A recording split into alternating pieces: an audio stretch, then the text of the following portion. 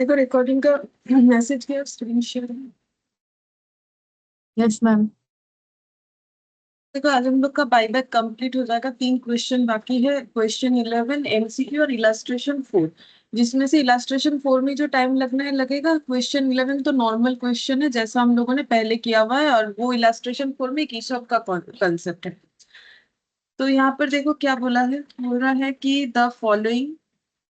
The following information from balance sheet of Z Limited on 31st March 2001: share capital, equity share capital 10 each fully paid up, 10% redeemable preference shares 10 each fully paid up, reserve surplus में capital redemption reserve जो कि free reserve नहीं होता है, ठीक है, not free reserve, securities premium, ये free भी है नहीं भी है, तो ये फ्री है इस चैप्टर में कहाँ कहाँ premium on buyback right of करने के लिए ये फ्री है। और जब हम लोग 3 टेस्ट परफॉर्म करते हैं तब equity plus reserve and surplus जब कैलकुलेट होता है फ्री रिजर्व, तब उसमें ये पॉइंट आता है, ठीक है। लेकिन सीआरआर क्रिएट करने के लिए ये काम नहीं आता है, तो इसका इतना ही मतलब काम है। फिर जनरल रिजर्व ये फ्री रिजर्व है, प्रॉफिट एंड लॉस अकाउंट ये भी फ्री रिजर्व है। फ्री रिजर्व का मतलब क्या था, जो डिविडेंड डिस्ट्रीब्यूट के काम आता है। फिर सिक्योर्ड लोन में यहाँ पर बोला है कि 9% debenture, current liability, trade payable, sundry provisions. Secured loan में 9% डिवेंचर मतलब ये नॉन करेंट लाइबिलिटी, और नीचे करेंट लाइबिलिटी में trade payable, sundry provisions, fixed asset, investment, cash at bank, other current asset. तो फिक्स्ड एसेट है 28,000, या फिर ये सब टोटल करके आई थिंक 28,000 है। हाँ, ये सब टोटल करके 16,552 ये सब मुझे लगता है टोटल करके 28,000 है। फिक्स्ड एसेट में है इन्वेस्टमेंट 4,700, कैश एट बैंक हम लोग का करेंट एसेट हो गया, और अदर करेंट एसेट ये वाला है, ठीक है। और ये 28,000 शायद ये ऐड करके है, मुझे जितना लग रहा है, देखना पड़ेगा। देखो तो कितना होता है ये 16,552, ये पूरा ऐड करके क्या 28,000 आ रहा है।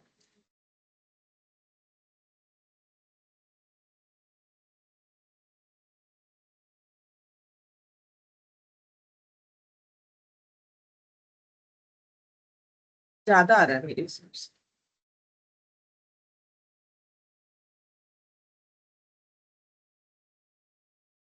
हाँ मैम, ज्यादा आ रहा है। शेयर कैपिटल, रिजर्व, लोन सब ऐड करेंगे तो ज्यादा ही आ रहा है। और तब फिर मुझे लगता है ये यहाँ लाइन लगा दिया। फिर इसके बाद ये फिक्स्ड एसेट का वैल्यू है 28, और इन्वेस्टमेंट है 4,700, कैश एट बैंक है 4,600, और 16,500, ये सब ऐड करो तो कितना आ सकता है। अभी कितना आया ये सब ऐड करने से, याद है, नोट किया।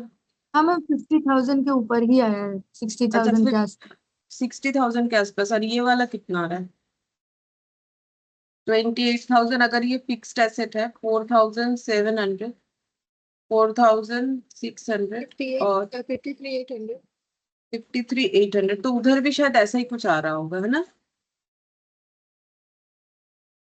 उधर भी इतना ही आया था 53,800, देख लेते हैं।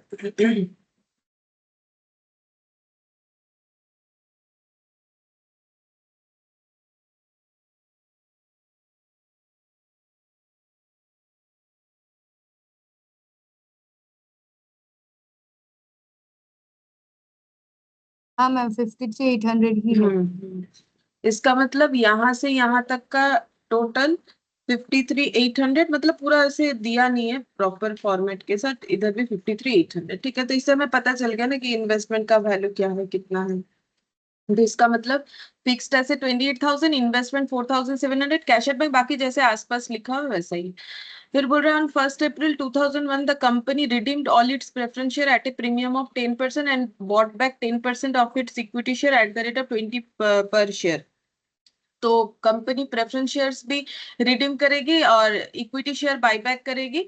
और equity share 10% equity share buyback करना चाहती है, 10% ऑफ इट्स इक्विटी शेयर, और वो भी 20 रुपीज करके। तो बाईबैक प्राइस 20 हो गया, एक एक शेयर 10 रुपए का था, तो कितना प्रीमियम हो जाएगा, कितने प्रीमियम में बाईबैक हो रहा है, एक्स्ट्रा कितना दे रहा है कंपनी, 20 - 10 10। यानी 10, ठीक है।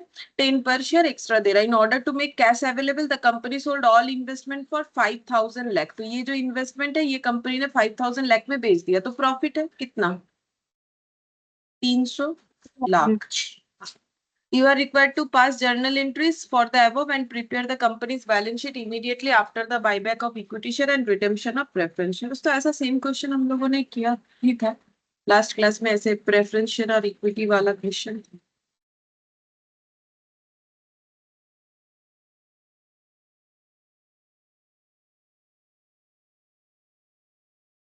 Good morning sir. Good morning ma'am. तो पहले हम लोग क्वेश्चन नंबर 11 कर लेते हैं। तो यहाँ पर journal entry in the books of Z limited.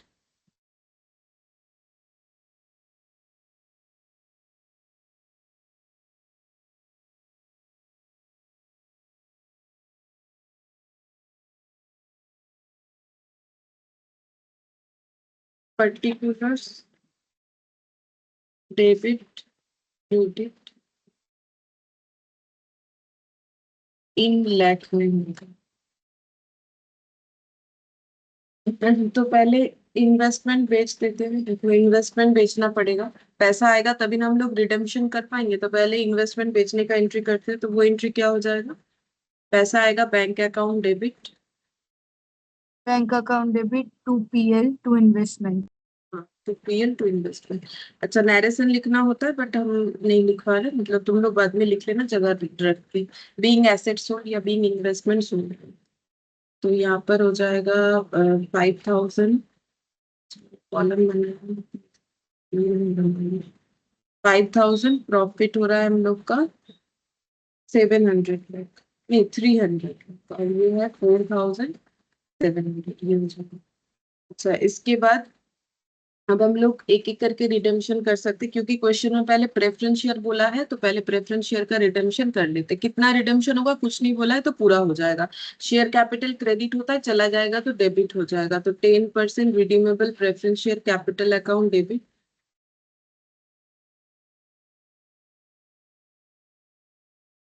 Preference share capital account debit 5,000 lakh to. अच्छा, प्रीमियम में हो रहा है क्या वो देखना पड़ेगा।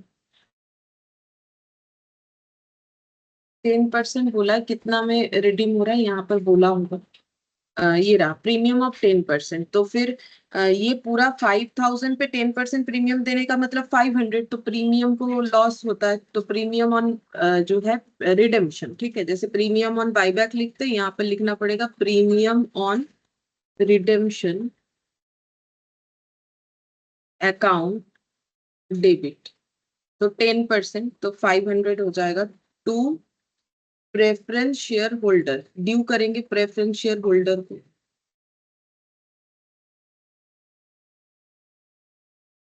5,500। अच्छा, अब जब पे कर देंगे इनको तो एंट्री हो जाएगा। अच्छा, पहले ये प्रीमियम जो है रिकॉर्ड किया है वो भी राइट ऑफ करना पड़ेगा। वो करने के बाद भी हम लोग बैंक वाला एंट्री कर सकते हैं। तो प्रीमियम ऑन रिडेम्पशन, अच्छा बैंक वाला एंट्री कर लेते हैं पहले। यहाँ पर प्रेफरेंस शेयर होल्डर, ठीक है, ये वाला ये ड्यू हुआ था, ये कैंसिल हो रहा है। Preference share holder account debit. अच्छा, ये कितना हो जाएगा? 5,500 लाख टू बैंक।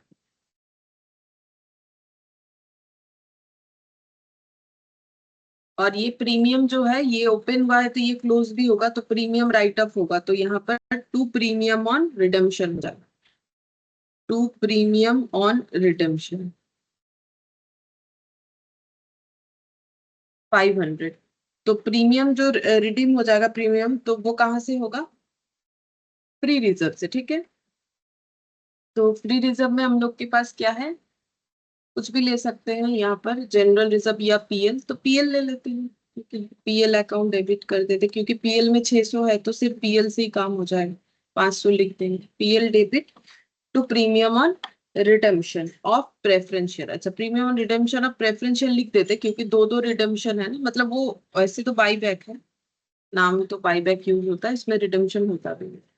तो ये प्रेफरेंस शेयर वाला कंप्लीट हो गया। पहले इन्वेस्टमेंट बेच दिया, फिर रिडम्पशन का एंट्री, पेमेंट का एंट्री, उसके बाद जो है प्रीमियम को हम लोगों ने कर दिया। अब सीआरआर भी क्रिएट होगा इसके लिए।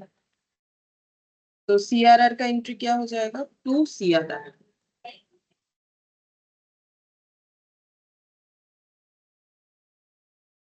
सीआरआर, तो सीआरआर कितना क्रिएट होगा, face value of preference share buyback, face value कितना है 5000, तो 5000 लाख का जो है हमारा सीआरआर क्रिएट होना चाहिए। तो 5000 लाख हमारे पास अवेलेबल है फ्री रिजर्व में। हाँ, जनरल रिजर्व 12000 इससे हम लोग ले सकते हैं, तो यहाँ पर हो जाएगा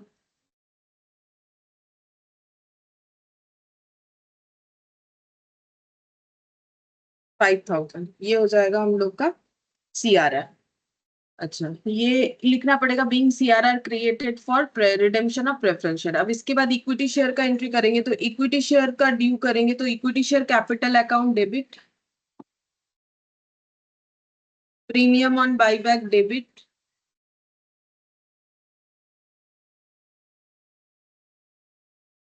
टू इक्विटी शेयर होल्डर।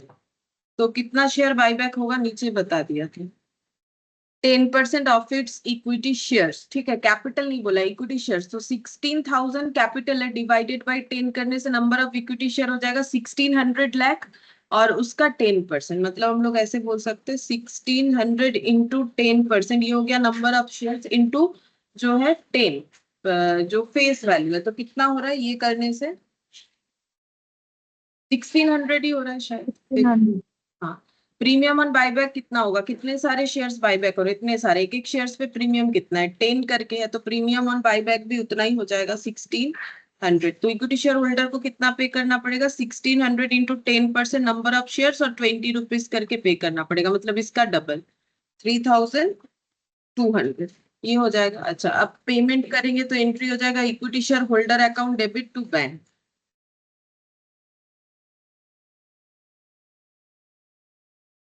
3200, 3200। अब इसके बाद प्रीमियम को राइट ऑफ करेंगे,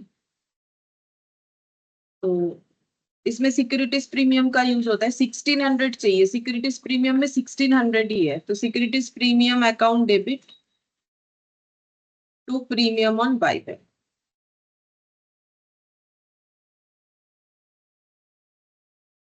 1600 और 1600, ये सिक्योरिटीज प्रीमियम से बायबैक का प्रीमियम राइट ऑफ हो गया।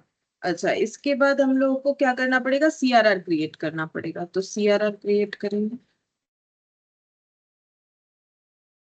सीआरआर टू सीआरआर कहाँ से होगा, फ्री रिजर्व से होगा। तो फ्री रिजर्व के लिए हमारे पास फ्री रिजर्व के नाम पे क्या है, सिक्योरिटीज प्रीमियम तो होता नहीं है, वैसे भी ये खत्म हो गया, पीएल पूरा यूज हो गया, जनरल रिजर्व 12000 में से कुछ यूज हुआ है, बाकी देखते क्या पड़ा हुआ है। जनरल रिजर्व 12000 में से कितना यूज हुआ है, 5000, तो कितना पड़ा हुआ है 7000, 7000, और इसमें से हम लोग को चाहिए कितना, 1600, तो ले ही सकते हैं आराम से। तो यहाँ पर हो जाएगा general reserve account debit to CRR, कितना हो जाएगा 1600, हो गया। तो बेसिकली जनरल रिजर्व से ही पूरा सीआरआर क्रिएट हो जाएगा, क्योंकि देखो पहले भी हम लोगों ने लिया था 5000 और अभी लिया 1600, मतलब 6600 से पूरा सीआरआर क्रिएट हो जाएगा। ये चाहे तो हम लोग एक साथ भी एंट्री कर सकते हैं, ठीक है। और पेमेंट हम लोग का वो भी एक साथ कर सकते हैं, जैसे equity share holder preference share holder to bank बोल के कर सकते हैं, तो 3200 और एक जगह पे 5500 का पेमेंट। अच्छा, securities premium to premium on buyback, ये हम लोगों का देखो, ये जो है सिक्योरिटीज प्रीमियम, ये लेकिन बायबैक के लिए हमें यूज करना पड़ेगा, जो प्रेफरेंस शेयर्स के लिए है उसके लिए हमें जो है पीएल का यूज कर लिया है। ठीक है, अब हम लोग बैलेंस शीट बना लेते हैं, सेकेंड पॉइंट में हमें बैलेंस शीट बना के देना।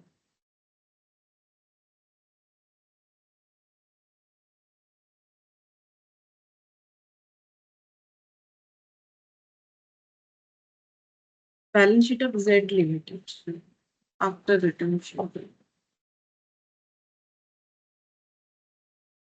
After redemption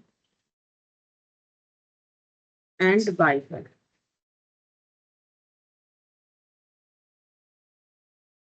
particulars note number,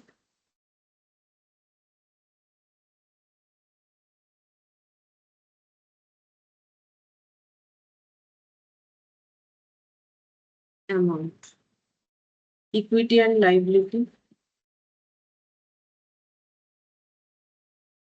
format यहाँ पर इस क्वेश्चन में ना कोई फॉर्मेट बना हुआ नहीं है प्रॉपर, तो हम लोग को पूरा जैसे बनता है वैसा बनाना पड़ेगा। अगर दिया हुआ रहता है तो हम लोग देख के लिख लेते, वही हम बता रहे हैं। तो शेयर होल्डर फंड, तो इसीलिए बैलेंस शीट का प्रोफोर्मा आना चाहिए, जो कि हम लोग कंपनी फाइनेंशियल स्टेटमेंट में कर चुके हैं। शेयर होल्डर्स फंड यहाँ पर आ जाएगा, शेयर कैपिटल ये सब शॉर्ट में लिख रहे हैं, रिजर्व एंड सरप्लस ये सब में तो नोट बनना ही बनना है, क्योंकि बाईबैक है तो फिर शेयर कैपिटल रिजर्व सरप्लस में तो इम्पैक्ट आएगा। फिर इसके बाद बनेगा नॉन करेंट लाइबिलिटी, क्योंकि हम लोगों का डिवेंचर था तो नॉन करेंट लाइबिलिटी में डिवेंचर आता है, तो इसके बाद बनना चाहिए non current liability. Non current liability में पॉइंट ए में जाएगा लॉन्ग टर्म बोरोइंग, क्योंकि जब डिवेंचर जो है इशू हुआ है तो उसको हम लोग लॉन्ग टर्म बोरोइंग बोलते हैं। अच्छा, इसके अलावा यहाँ कुछ नहीं था। शेयर कैपिटल के लिए ये वाला शेयर कैपिटल का पार्ट, ये रिजर्व सरप्लस का पार्ट, ये जो सिक्योर्ड लोन है ये लॉन्ग टर्म बोरोइंग। उसके बाद करेंट लाइबिलिटी में ट्रेड पेबल सन्ड्री प्रोविजंस, तो यहाँ पर लिखेंगे करेंट लाइबिलिटीज में ट्रेड पेबल, तो हम लोग उसके लिए नोट बनाने का जरूरत थी क्योंकि उसमें तो कोई चेंजेस नहीं आया, तो हम लोग एज इट इज लिख देंगे शॉर्ट टर्म प्रोविजंस। तो ये बिना नोट बनाए यहाँ से देख के लिख लेते हैं। 4,600 और 2,000, तो यहाँ पर हो जाएगा 4,600 और ये हो जाएगा मेरा 2,000। तो यहाँ पर भी इन लैख होना चाहिए, क्योंकि हम लोग सारा डेटा इन लैख लिख रहे हैं। अच्छा, उसके बाद और तो कुछ नहीं होगा। करंट लाइबिलिटी यहाँ पर टोटल बन जाएगा। नेक्स्ट हम लोग का यहाँ पर आ जाएगा एसेट्स। एसेट्स में आएगा non current assets. Non current assets में हम लोग का क्या क्या था, एसेट्स में है फिक्स्ड एसेट इन्वेस्टमेंट, तो इसमें पीपीई लिखना पड़ता है। फिक्स्ड एसेट को हम लोग यहाँ पर क्या लिखते हैं, पीपीई लिखते हैं। पीपीई का कोई नोट बनाना पड़ेगा, देखते हैं यहाँ बना हुआ है तो बनाएंगे, नहीं तो नहीं। 28,000, क्योंकि इसमें बाईबैक में तो इसमें फिक्स्ड एसेट में कोई इम्पैक्ट नहीं आया, तो पीपी मैंने 28,000 लिख दिया। हाँ, इन्वेस्टमेंट खत्म हो गया क्योंकि हम लोगों ने वो सेल कर दिया। Cash at bank other current asset, तो कैश एंड कैश इक्विवेलेंट में जाएगा, तो ये दोनों ही हम लोग का करेंट एसेट का पार्ट होगा। करेंट एसेट में दो चीज है, एक है अदर करेंट एसेट और एक है हम लोग का कैश एंड कैश इक्विवेलेंट, जिसमें से other current asset as it is रह जाएगा 16,500, और ये वाला जो है कैश एंड कैश इक्विवेलेंट ये हमें देखना पड़ेगा कितना लिखना पड़ेगा। तो ये हम लोग का फोर्थ नंबर, क्योंकि पेमेंट हुआ है तो इसमें नोट बनेगा। ठीक है। अच्छा, अब हम लोग नोट्स टू अकाउंट्स बनाएंगे। Notes to accounts, note number 1, share capital. इसमें लिखेंगे issued subscribed and paid up.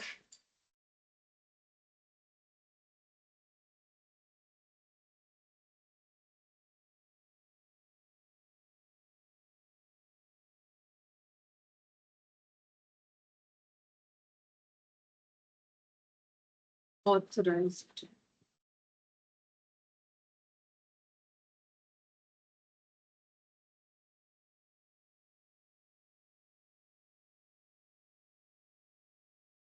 Authorised, issued subscribed and paid up share capital, paid up share capital।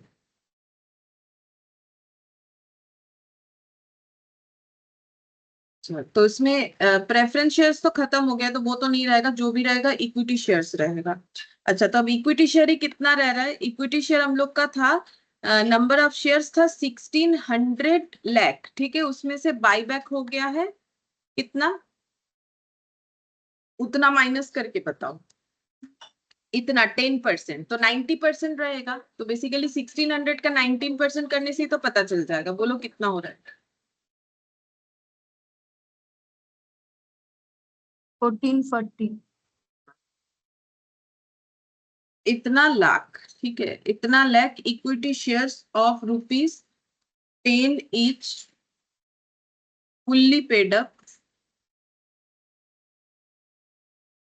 अब चाहो तो ऐसे लिख सकते हो 160 लाख इक्विटी शेयर्स बाईबैक हो चुका है। चाहो तो ये इंफॉर्मेशन लिखा जा सकता है, ठीक है, लिख दोगे तो बेटर है। तो यहाँ पर शेयर कैपिटल का जो अमाउंट है इन लाख में कितना आ रहा है, इंटू 10 करने से पता चलेगा 14,400, इतना आ जाएगा 14,400। अच्छा, शेयर कैपिटल के बाद क्या है, रिजर्व सरप्लस है।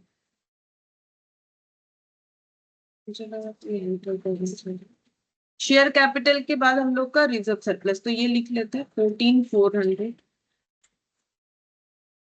अब reserve surplus, note number 2, reserve surplus. अब देखते हैं रिजर्व सरप्लस में क्या क्या था, उसके हिसाब से हम लोग चेंज करेंगे। जैसे सबसे पहले था कैपिटल रिडम्पशन रिजर्व, ऑलरेडी था और भी क्रिएट हुआ है क्योंकि हम लोग का बाईबैक हुआ है तो और भी क्रिएट हुआ है। तो यहाँ पर लिखते हैं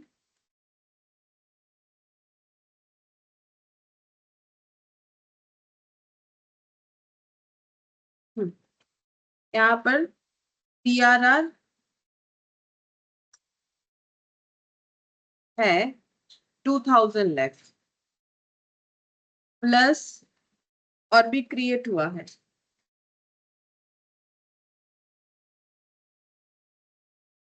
CRR created due to buyback and redemption of preference share। कितना हुआ है CRR नया जो क्रिएट हुआ है, ये दोनों ऐड करके आउटर में लिख देंगे। बोलो कितना हुआ है? मैम 6600 था। दोनों मिला के, अच्छा 6600, तो दोनों मिला के 6600, तो टोटल CRR में कितना हो जाएगा? 8600। CRR के बाद देखते हैं क्या रिजर्व है, सिक्योरिटीज प्रीमियम। इसका क्या कंडीशन है देखो, सिक्योरिटीज प्रीमियम 1600 था और ये मुझे जितना याद आ रहा है कि ये पूरा ही बाईबैक के प्रीमियम को राइट ऑफ करने में खत्म हो गया।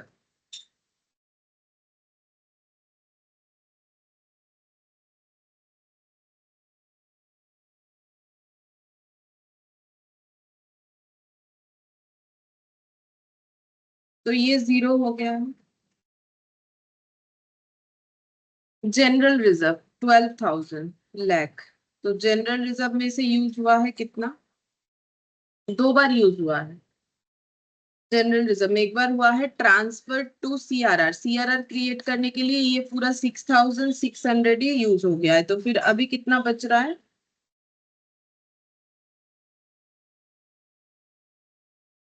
5400। अच्छा फिर PL 600।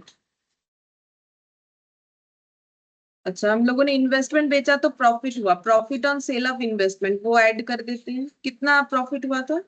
300 लाख ना? Yes ma'am. 300 lakh profit on sale of investment. और हम लोग का PL किसी चीज में एक कहीं पर यूज हुआ है, प्रीमियम जो हम लोगों ने राइट ऑफ किया ना प्रेफरेंस शेयर का, तो utilise to write off premium on redemption of preference share, वो कितना था देखो तो?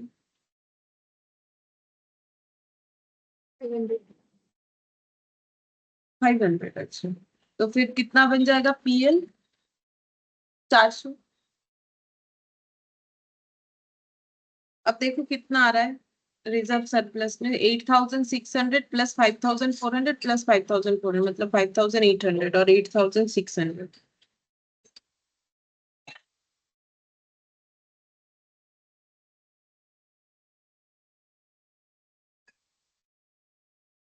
कितना आ रहा है? 8 और ये 14,400। अच्छा ये हो गया रिजर्व सरप्लस 14,400। अच्छा ये भी 14,400। अब long term boring,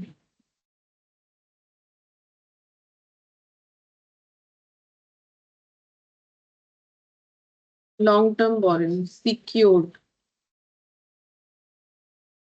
secured loan था 9% डिवेंचर था, ये देखो 9% डिवेंचर 10,000। बस ये लिखने का जो टाइम है, कुछ करना नहीं है।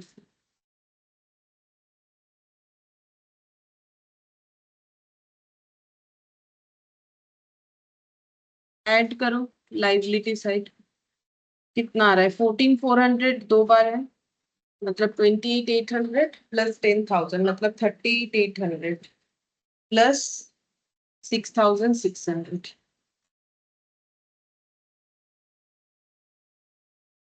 45,400।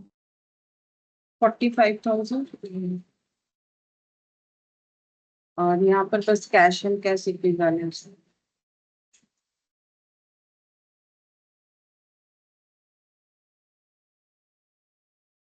900 आना चाहिए, कैश एंड कैश इक्विवेलेंट तब मैच हो जाएगा। देख लेते हैं। तो मैं जस्ट ऐसे चिपकू, note number 4, cash and cash equivalent. तो ओपनिंग वाला लिखेंगे पहले, opening cash and cash equivalent.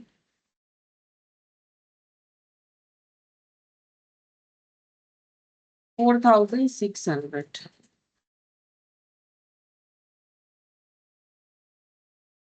फिर ऐड करेंगे sale of investment, 5,000 less, 9,600 available less paid for buyback and redemption of preference share।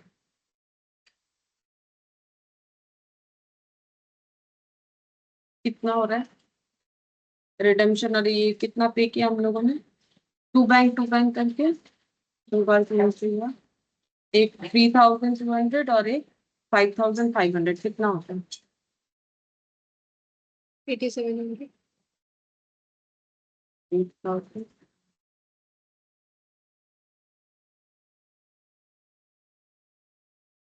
हाँ, कितना आ रहा है 900। इतना ही आना चाहिए, इतना आएगा तो हमारा मैच भी हो जाएगा। तो देखा, देख लो टैली हो रहा है कि नहीं, टैली हो रहा है।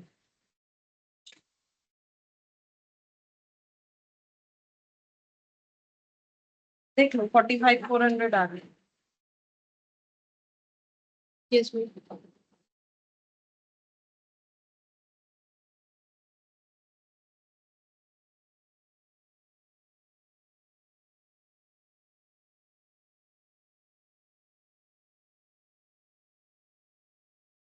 ये हो गया। अब हम लोग जो है इशॉप वाला क्वेश्चन करेंगे, इलास्ट्रेशन।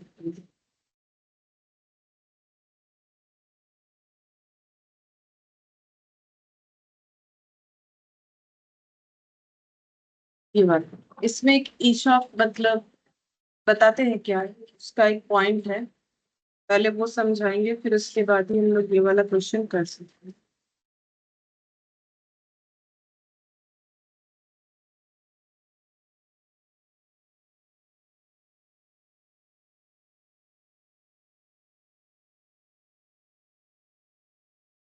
इशॉप का मतलब होता है एम्प्लॉय स्टॉक ऑप्शन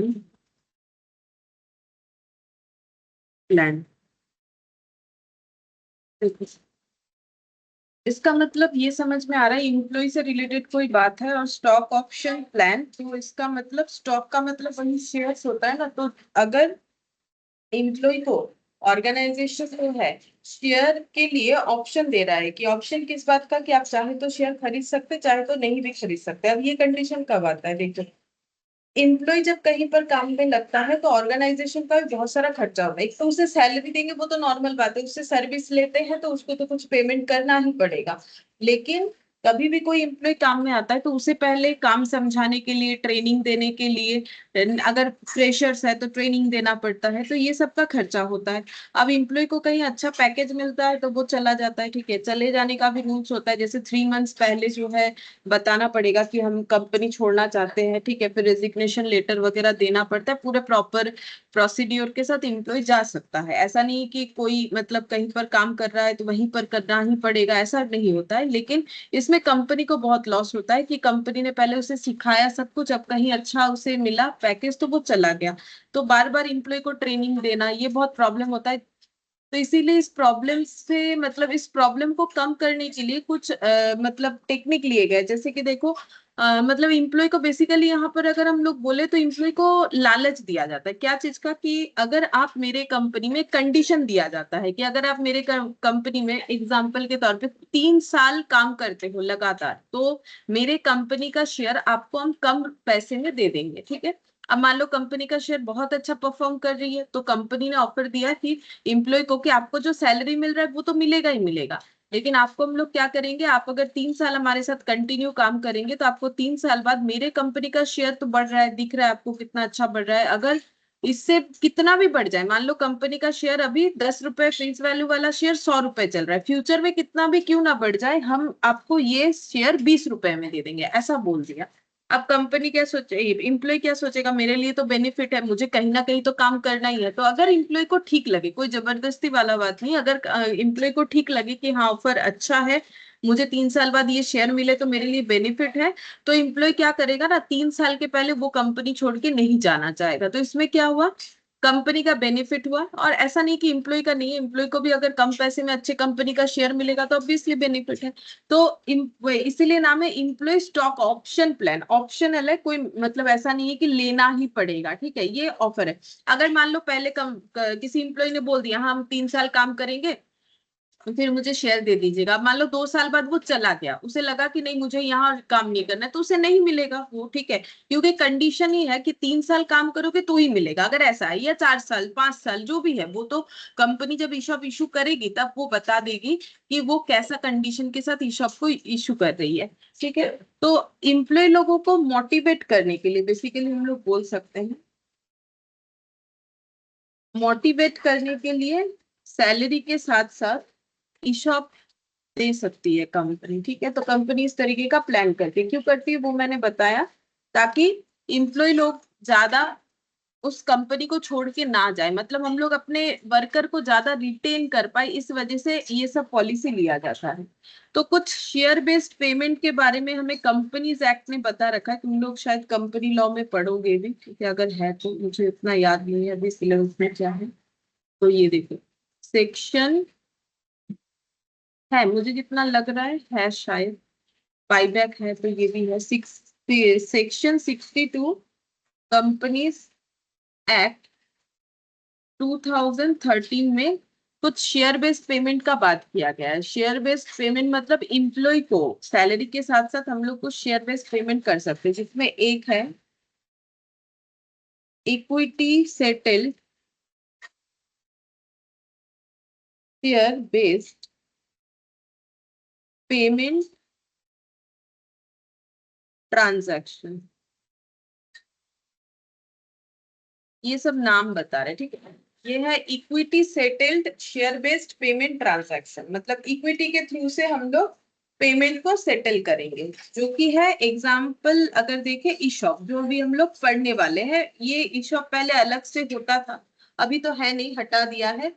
तो इलास्ट्रेशन 4 में क्योंकि ईशॉप का एक कंसेप्ट है, इसीलिए ये वाला हमें थोड़ा सा देखना पड़ रहा है। तो equity settled share based payment transaction, और होता है एक cash settled payment transaction. Example है stock appreciation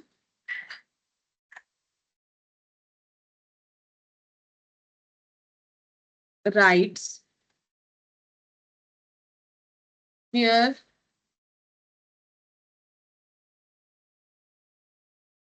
based payment transaction,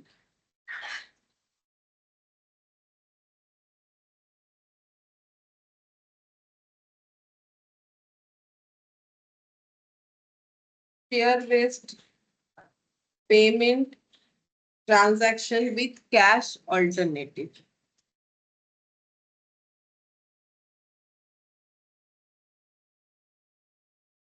companies act के अंडर में ये 3 तरीके का शेयर बेस्ड पेमेंट होता है, लेकिन हम लोग को सारा नहीं चाहिए, हम लोग अभी सिर्फ इक्विटी वाला ही देखेंगे, क्योंकि हमें इक्विटी वाले का ही यहाँ पर जरूरत पड़ेगा, बाकी किसी चीज का जरूरत नहीं पड़ेगा।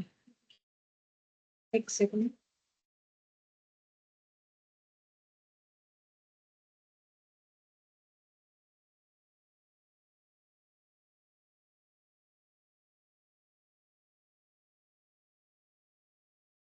अच्छा देखो, ये भी हम थोड़ा सा बता देते हैं। ये जो स्टॉक एप्रिसिएशन राइट्स है, ठीक है, इसमें क्या होता है, इसमें भी हम लोग क्या करते हैं, इम्प्लॉय को सैलरी के अलावा एक्स्ट्रा कुछ दे रहे हैं, लेकिन कैसे कैसे ही वो बेनिफिट मिलेगा, जैसे ईशॉप तो मैंने समझा दिया, इसका नाम है equity settled share based payment transaction.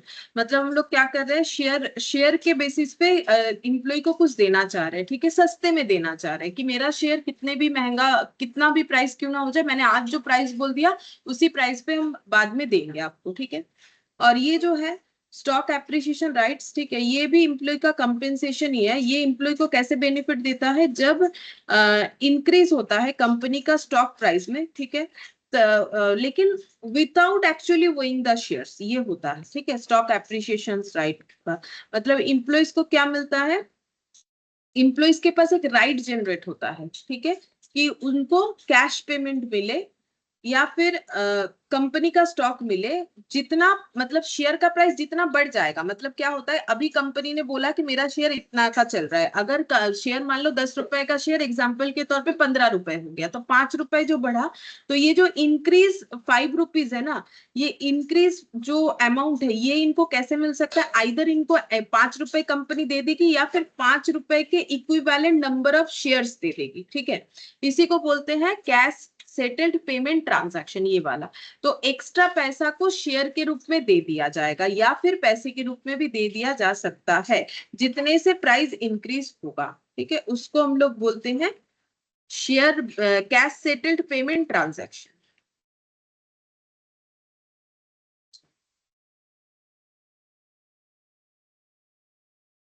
ठीक है, ये भी ऐसा ही है, share based payment transaction with cash alternative, मतलब शेयर का ही ट्रांजैक्शन होगा, शेयर बेस्ड पेमेंट है, लेकिन चाहे तो कैश में भी कंपनी उसे रिलीज कर सकती है। तो जो भी हो, हमें इक्विटी अभी चाहिए, हम इक्विटी वाले पे ही ज्यादा कंसंट्रेशन दे रहे हैं, वही वाला देख लो, मतलब ई शॉप वाला। अब ई शॉप में क्या होता है, जैसे कि हम एक एग्जाम्पल दे तो समझ में आएगा।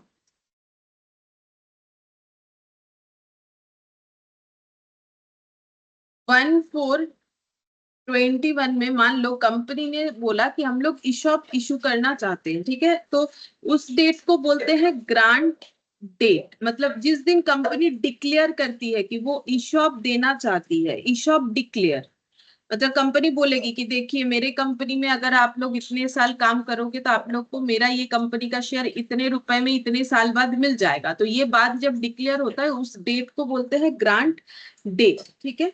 अच्छा, मान लो कि जो शेयर का बात हो रहा है उस शेयर का फेस वैल्यू है 10 रुपीज, नॉर्मली इक्विटी शेयर ही होता है, ठीक है, इस शॉप में इक्विटी शेयर का ही बात होता है। मार्केट प्राइस अभी चल रहा है 120, और ऑफर प्राइस का मतलब कंपनी को आज ही बताना पड़ेगा कि ये शेयर जब भी इन एम्प्लॉय को मिलेगा कितने मिलेगा। अब कंपनी बोल रही है आज मेरा शेयर 120 का चल रहा है, आप लोगों को 45 में मिलेगा, जब भी आप लोग ये शेयर खरीदना चाहोगे। अब जब भी, ऐसा नहीं कि किसी भी दिन, मतलब जो टाइम पीरियड है वो कंप्लीट होना चाहिए। जैसे कंपनी ने बोला कि मेरे कंपनी में अगर 3 साल काम करना है तो फिर ये ऑफर मिल जाएगा। 3 साल मतलब जैसे 31 मार्च 22, इसके बाद 31 मार्च 23, और इसके बाद 31 मार्च 24, ये पूरा मिला के हम लोग का हो जाता है 3 इयर्स। तो कंपनी बोल रही है कि अगर 3 इयर्स काम करेंगे तो आपको ये शेयर 45 रुपीज में मिल जाएगा, लेकिन इसमें एक ही कंडीशन है, 3 साल काम करना है। और यहाँ पर हम लोग ये फाइंड आउट करेंगे कि सिक्योरिटीज प्रीमियम कितना हो रहा है, कंसेशनल रेट कितना हो रहा है, ये पता करना होता है जब भी हम लोग इस शॉप का क्वेश्चन करते हैं, नहीं तो जो है एंट्री नहीं कर पाएंगे।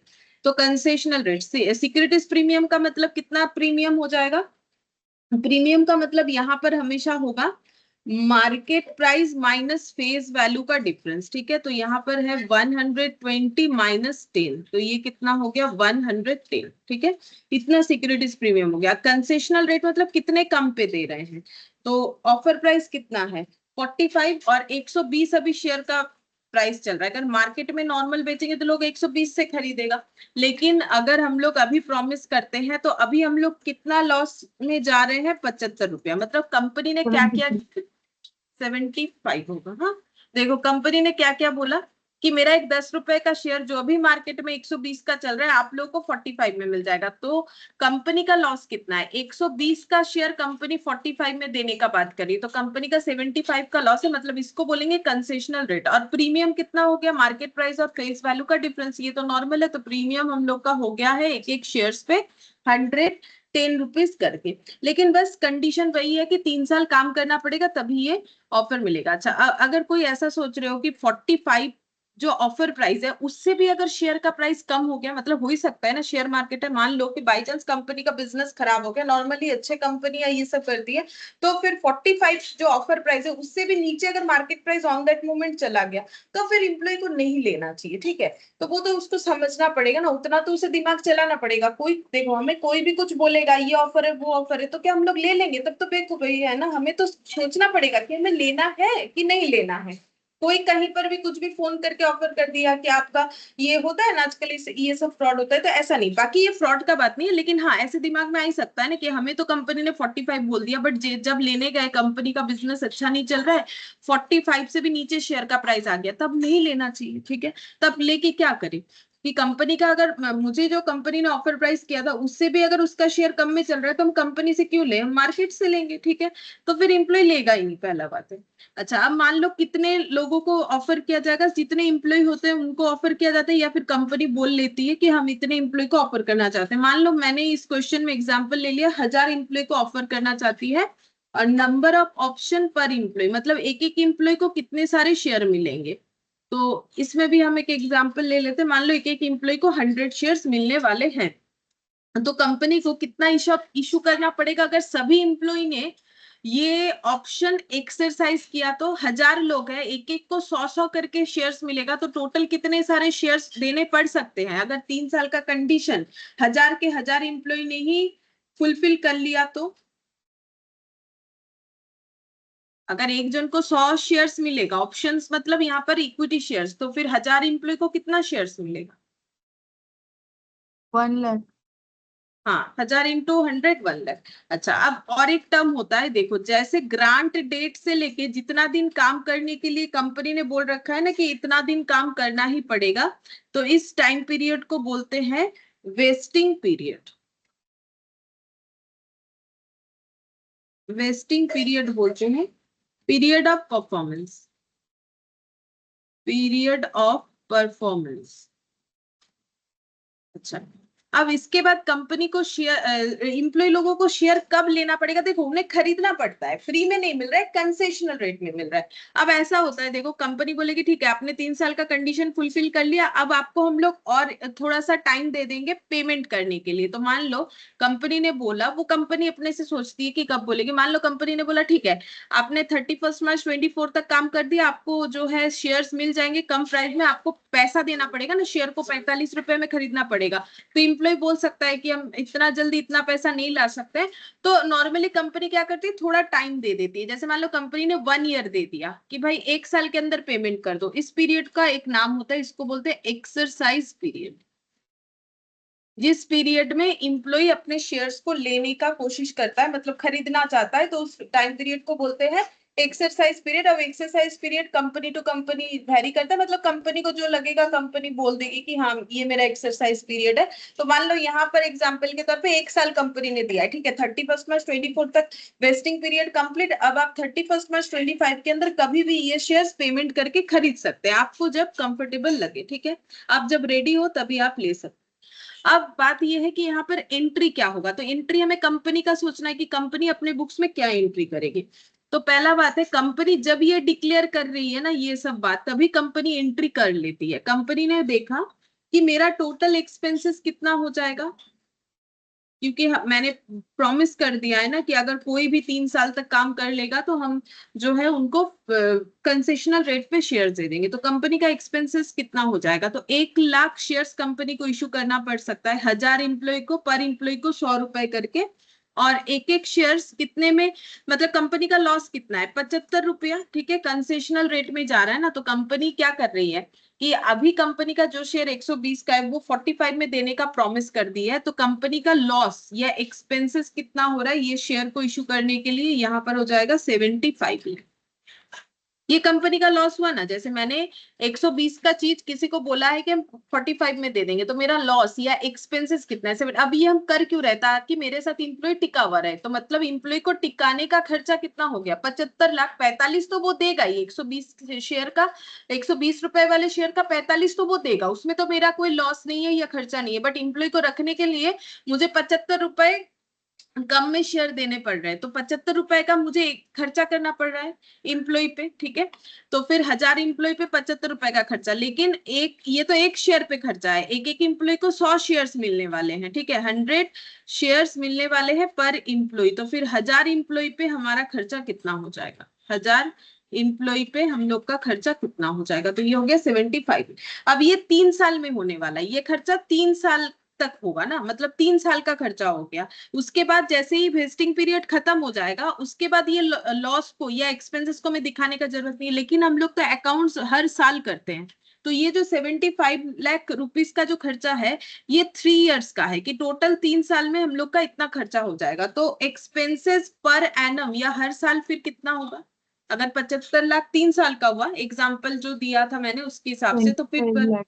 25 लाख, ठीक है। तो 75 लाख का खर्चा हम लोग को रिकॉर्ड करना पड़ेगा ना, तो रिकॉर्ड तो हम लोग ईयर वाइज करेंगे, तो 3 इयर्स का खर्चा है, तो पर एनम का हम लोग का हो जाएगा ₹25 लाख। अब हम लोग इसको रिकॉर्ड कैसे करेंगे, तो रिकॉर्ड ऐसे हो जाएगा, एक्सपेंसेस डेबिट होता है तो हम लोग भी यहाँ एक्सपेंसेस डेबिट करेंगे, बट उस एक्सपेंसेस का नाम दे देंगे इस तरीके से, इम्प्लॉई कंपेंसेशन। इम्प्लॉय को कंपेंसेशन दे रहे भाई, मेरे साथ टिके हुए रहो, ठीक है। तो कंपनी इसको बोलेगी इम्प्लॉय को कंपेंसेशन देने का मेरा खर्चा, employee compensation expenses account debit 25 lakh, पहले साल ये एंट्री होगा।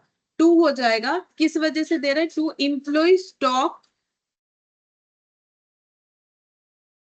Employee stock option outstanding. अब इसे आउटस्टैंडिंग क्यों लिखते हैं वो भी बता देते हैं,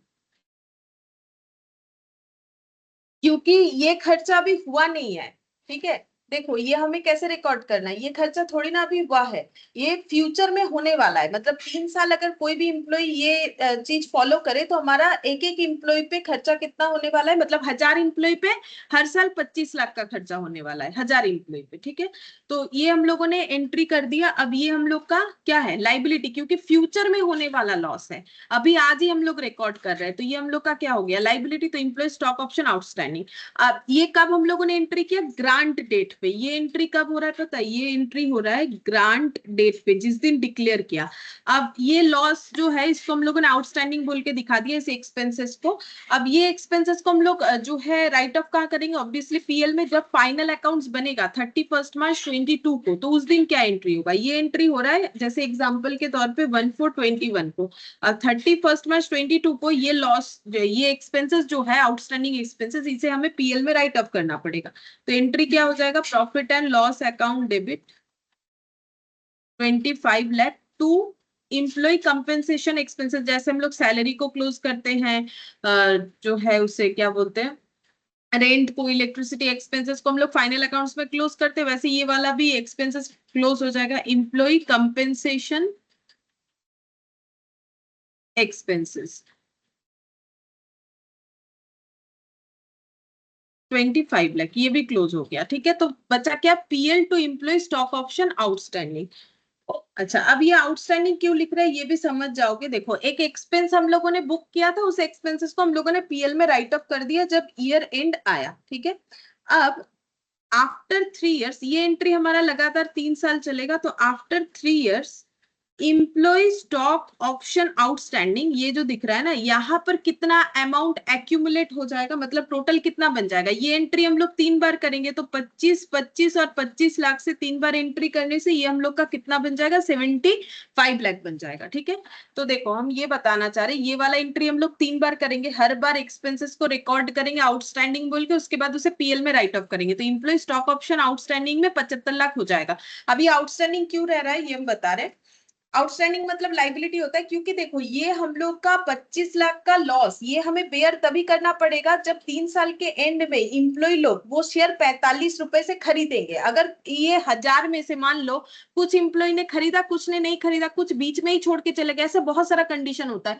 लेकिन वो तो इस सब का बहुत डिटेल्स हो जाएगा, हमें यहाँ पर तो उतना दिया नहीं है, और किसी अलग तरीके से भी ये हमें पढ़ना नहीं है, तो इसीलिए हम ज्यादा इस पे नहीं बोल रहे। जैसे ऐसे होता है, फर्स्ट ईयर में चले गए 80 इम्प्लॉय छोड़ के, उसके बाद चले गए मान लो 5 इम्प्लॉय छोड़ के, ऐसे करके क्वेश्चन बनता है।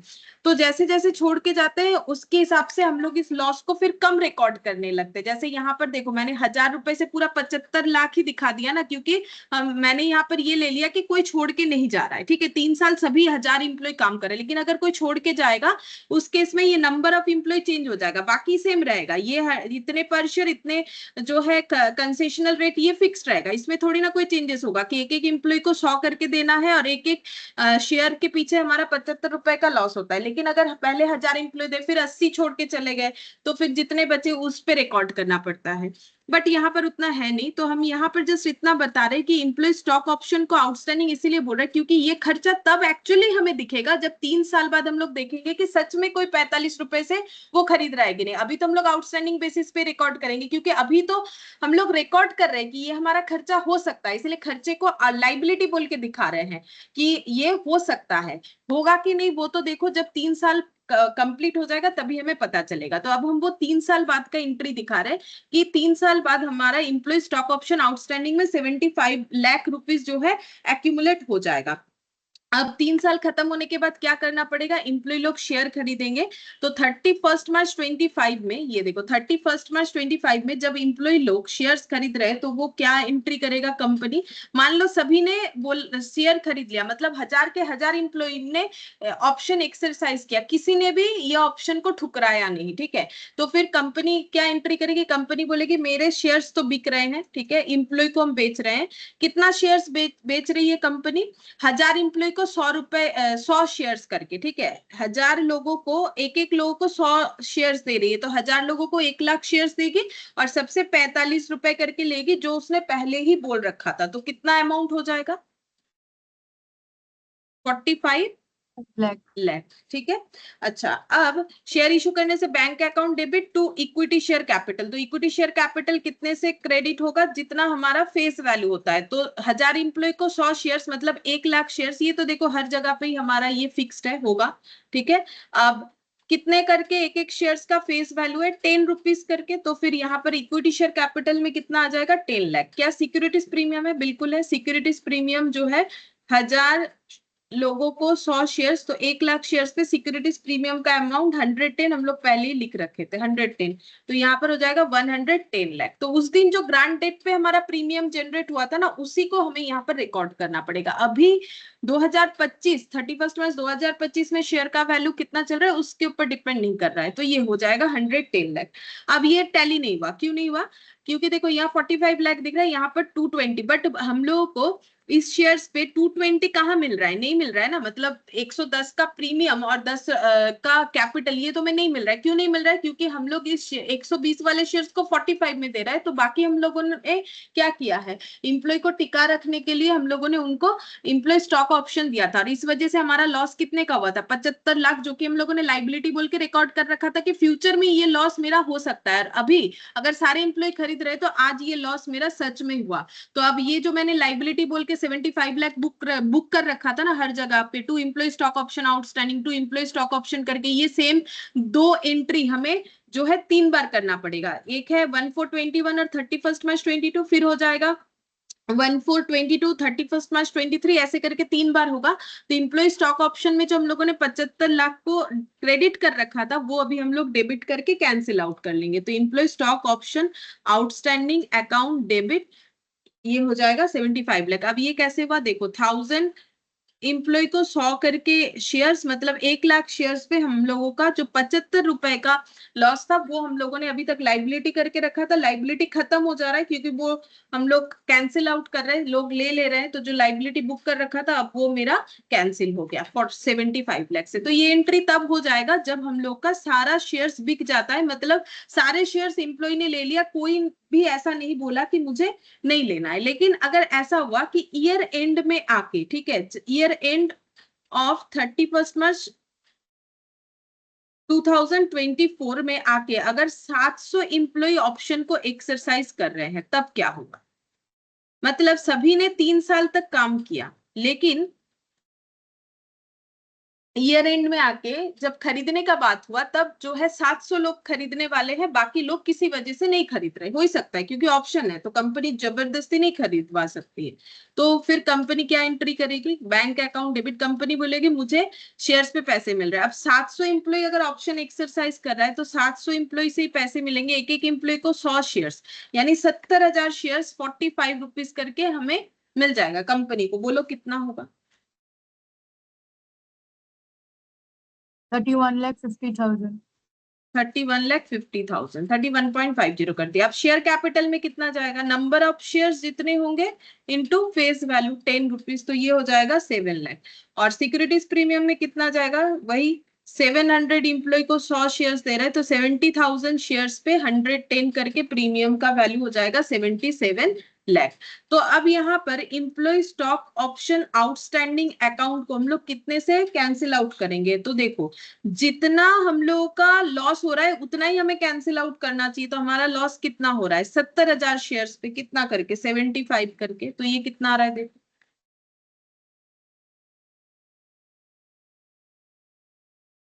70,000 इंटू 52,50,000। 52.50। ठीक है, तो फिर जो हम लोग का बैलेंस बच रहा है इस अकाउंट में, balance in employee stock option outstanding account में बैलेंस कितना बच रहा है, वहां एक्यूमुलेट हो रखा था 75 लाख, जिसमें से 52.50 यूज कर रहे हैं, मतलब रिवर्स कर पा रहे हैं, क्योंकि बाकी तो रिवर्स नहीं कर पा रहे हैं। तो बाकी कितना बच रहा है, 0.50, 22.50 लाख बच रहा है। तो अब इसको क्या करेंगे, 22.50 लाख अमाउंट को क्या करेंगे, तो इसको हम लोग जनरल रिजर्व में ट्रांसफर कर देंगे। तो ये ऐसे हो जाएगा, employee stock option outstanding account debit to general reserve. तो अब इसका मतलब क्या हो गया, क्यों जनरल रिजर्व में किया, क्योंकि देखो ये हम लोगों ने रिकॉर्ड किया था कि फ्यूचर में ये लाइबिलिटी हमारा जनरेट हो सकता है अगर लोगों ने शेयर्स लिए तो, एम्प्लॉय लोगों ने। बट इसमें से देखो हम लोग का 22.50 का जो आउटस्टैंडिंग लाइबिलिटी था वो ऑकर नहीं हुआ। क्यों नहीं हुआ, क्योंकि लोगों ने लिया नहीं, उतने लोगों ने। तो टू जनरल रिजर्व बोल के वो अमाउंट हमें रिजर्व में ट्रांसफर कर देना होता है जितना ऑप्शन एक्सरसाइज नहीं होता है। बस इससे ज्यादा हमें इस क्वेश्चन के लिए इंप्लॉय स्टॉक ऑप्शंस पे नॉलेज नहीं चाहिए। ठीक है, अब देखो ये कर पाओगे। तो इलास्ट्रेशन 4 में बोला है कि extra limited a non listed company furnishes you the following balance sheet as at 31st March 2001। Share holders fund में share capital reserve surplus notes बना हुआ है, देख लेंगे। लॉन्ग टर्म बोरिंग, अच्छा लॉन्ग टर्म बोरिंग, उसके बाद बोला है trade payable, property plant and equipment, non current investment, cash and cash equivalent, share capital का डिटेल्स दे दिया, authorised issued and subscribe capital, equity share दिया है, redeemable preference share, reserve surplus में capital reserve, revenue reserve, securities premium reserve, long term borrowing 10% debenture. अच्छा यहाँ पर बोला है बैलेंस शीट प्रिपेयर करने, जर्नल एंट्री करने, ये लास्ट के 2 पॉइंट में। Pass the journal entries to record the above transaction, prepare balance sheet as at 1/4/2001। The company redeem the preference share at a premium of 10% on 1 April 2001। तो company पहला बात है कि अपना इक्विटी शेयर रिडीम करेंगी।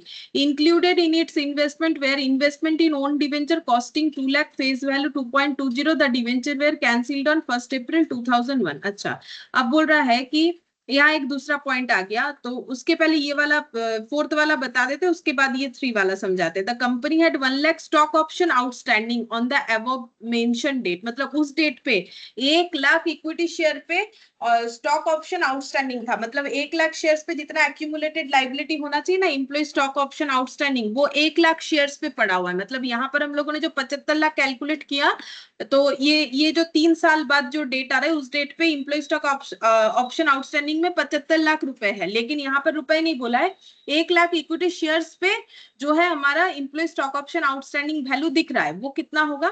बोल रहा है कि to employee at 20 when the market price was 30, market price जब 30 था तब का ये मतलब उस टाइम पे ये ईसॉप डिक्लेयर किया गया था। This was included under current liability, और ये जो 1 लाख पे जो हमारा employee stock option outstanding value है वो करंट लाइबिलिटी पे इंक्लूडेड है। इस बैलेंस शीट में जो करंट लाइबिलिटी अमाउंट दिख रहा है वहां पर ये इंक्लूडेड है ट्रेड पेबल में। अच्छा फिर बोल रहा है on 1/4/2001 employ exercise their option for 50,000 shares. तो 1 lakh equity share equity stock option पे employ stock option outstanding account बना हुआ था, और 1/4/2001 में सिर्फ 50,000 एम्प्लॉय ने ये ऑप्शन एक्सरसाइज किया, ऐसे हमें बोला हुआ है। ठीक है, अच्छा अब ये जो है, ये पॉइंट जो बोल रहा है, ये पॉइंट में ये बोला गया है कि इंक्लूड इन इट्स इन्वेस्टमेंट। तो इन्वेस्टमेंट जो दिख रहा है ना यहाँ पर एसेट साइड में, ये वाला, ये नॉन करेंट इन्वेस्टमेंट, इस इन्वेस्टमेंट में एक ऐसा भी इन्वेस्टमेंट इंक्लूडेड है जो है इन्वेस्टमेंट इन ओन डिवेंचर। इसका मतलब इन्वेस्टमेंट इन ओन डिवेंचर का मतलब, इन्वेस्टमेंट इन ओन डिवेंचर का मतलब जैसे कंपनी अपना शेयर खरीदती है जिसे हम लोग बोलते हैं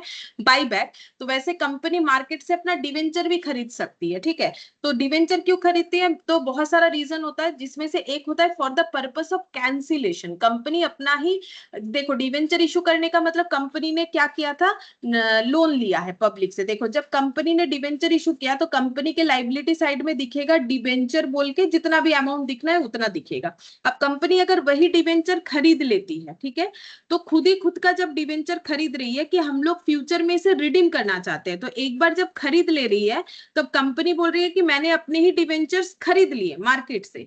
तो डिवेंचर अगर खरीद लिया है, अभी भी रिडीम नहीं किया है, मतलब कैंसिल नहीं किया है डिवेंचर। देखो यहाँ पर बोला था कि इंक्लूडेड इन इट्स इन्वेस्टमेंट, तो डिवेंचर खरीद लिया है, खरीदने से कंपनी खुद का डिवेंचर खरीद रही है, तो उसमें उसको बोलते हैं इन्वेस्टमेंट इन ओन डिवेंचर। ठीक है, अब ये कंपनी के लिए एक एसेट होता है। क्यों होता है, क्योंकि कंपनी, अगर कंपनी क्या मार्केट में मान लो जो डिवेंचर दिया, मान लो ये 2 शेयर होल्डर डिवेंचर होल्डर है, मान लो इसके पास 10 डिवेंचर है कंपनी का, इसके पास मान लो 15 डिवेंचर है, तो कंपनी का यहाँ पर टोटल नंबर ऑफ डिवेंचर कितना दिख रहा है, 25। ठीक है, हम नंबर में बता रहे हैं। अब कंपनी ने क्या किया, इनसे 5 डिवेंचर खरीद लिया, ये है कंपनी, इनसे 5 डिवेंचर खरीद लिया, ये स्टोरी समझाने के लिए, लेकिन अभी तक कैंसिल नहीं किया है। तो कंपनी का यहाँ पर डिवेंचर होल्डिंग कितना हो जाएगा, यहाँ 25 से 5 कम होके 20 हो जाएगा। ठीक है, और यहाँ पर क्या हो जाएगा, यहाँ पर कंपनी लिखेगी कि मैंने अपना डिवेंचर खरीद लिया है, तो इन्वेस्टमेंट इन ओन डिवेंचर। ठीक है, सॉरी यहाँ पर ना 25 ही रहेगा, ये थोड़ा मैंने गलत बता दिया, ये 25 ही रहेगा क्योंकि ओनरशिप बदल जा रहा है। पहले देखो ये 2 जन थे डिवेंचर के ओनर, ये 10 ये 15, लेकिन इनके पास अभी 10 डिवेंचर का जो है राइट्स रहेगा। मतलब इनको पहले 15 डिवेंचर पे इंटरेस्ट मिलता था, लोन का इंटरेस्ट, अभी 10 पे मिलेगा, और कंपनी के पास 5 डिवेंचर है। ठीक है, तो total number of debenture holding उतना ही रहेगा, लेकिन कंपनी बोलेगी जैसे इनका ये इन्वेस्टमेंट था ना कि हम लोगों ने कंपनी के डिवेंचर में इन्वेस्ट किया, हमें इंटरेस्ट मिल रहा है, वैसे कंपनी के यहाँ इन्वेस्टमेंट में आ जाएगा कि कंपनी ने अपना ही 5 डिवेंचर खरीद रखा है, तो जब इंटरेस्ट बटेगा तो कंपनी इनको 10 डिवेंचर पे देगी, इनको 10 डिवेंचर पे देगी, और खुद को 5 डिवेंचर पे इंटरेस्ट देगी। अब देखो कंपनी ने जब ये इन्वेस्टमेंट खरीदा है तो कॉस्टिंग 2 लाख, फेस वैल्यू 2.20, मतलब इन्वेस्टमेंट जो है वो 2 लाख से मार्केट से खरीदा है, जिसका फेस वैल्यू है 2.20।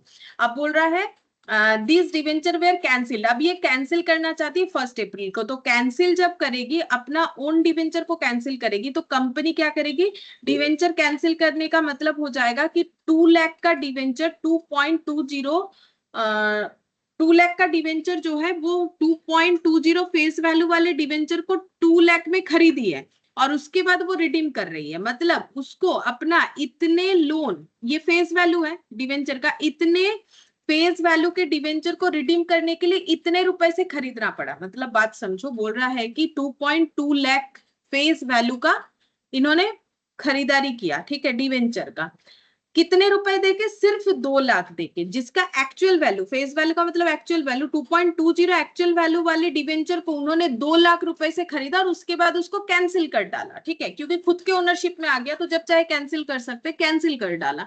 तब बोलो कि इस कैंसिलेशन में प्रॉफिट हुआ कि लॉस हुआ कंपनी को, अगर 2 लाख में 2,20,000 का रिडेम्पशन हो जा रहा है तो कंपनी के लिए बेनिफिट है कि लॉस है, मतलब देखो बेनिफिट है। बेनिफिट है कितने का बोलो, 0.20 का। 20,000। 0.20 का, क्योंकि कंपनी ने क्या किया, मार्केट से अपने 2.20 लाख के डिवेंचर को सिर्फ 2 लाख से खरीद लिया। अब क्योंकि खरीद लिया तो लोन कैंसिल हुआ ना, तो उसे बोलेंगे इन्वेस्टमेंट। खरीद लिया तो इसमें ये बेनिफिट हुआ, बस हमें यही एंट्री करना है, इन्वेस्टमेंट इन ओन डिवेंचर, ये वाला, ठीक है। कि कंपनी ने ये खरीदा क्यों, जैसे अपने लोन को कैंसिल करने के लिए, तो खरीद लिया और फिर कैंसिल भी कर दिया, इसमें बेनिफिट हुआ। बाकी ये इक्विटी शेयर वाला एंट्री है, ये हमें करना पड़ेगा। और रिडेम्पशन ऑफ प्रेफरेंस शेयर्स है, तो चलो यहाँ पर एंट्री कर लेते हैं। Illustration 4, journal entry. सबसे पहला एंट्री हो जाएगा, प्रेफरेंस शेयर वाला कर देते हैं।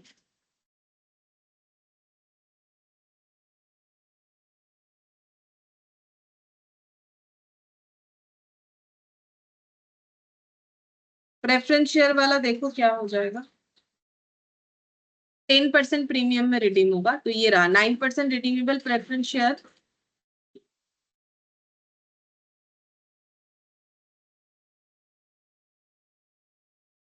Preference share capital account debit पूरा ही जा रहा है क्योंकि कुछ बोला नहीं है, तो 20 इन लाख है, ठीक है, क्वेश्चन इन लाख है। 9% redeemable preference share capital account debit, premium on redemption account debit, क्योंकि प्रीमियम में रिडीम हो रहा है। Premium on redemption account debit to preference share holder. तो देखते हैं प्रीमियम ऑन रिडेम्पशन कितना है। 10% प्रीमियम में जाएगा, तो 20 लाख के ऊपर हमें और भी 10% देना पड़ेगा, यानी 2 लाख, और टोटल कितना हो जाएगा 22, ठीक है।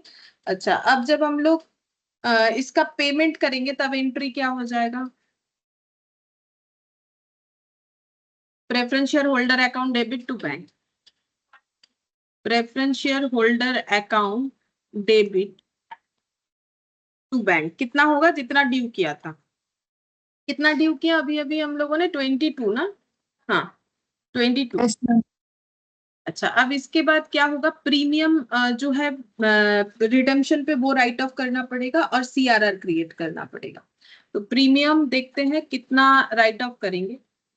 तो यहाँ पर कैपिटल रिजर्व है, उसका यूज नहीं कर सकते, रेवेन्यू रिजर्व है और सिक्योरिटीज प्रीमियम है, तो इसमें से रेवेन्यू रिजर्व यूज कर सकते हैं। तो यहाँ पर लिख देते हैं revenue reserve account debit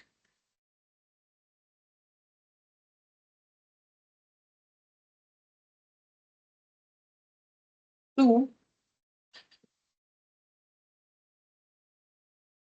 premium on redemption.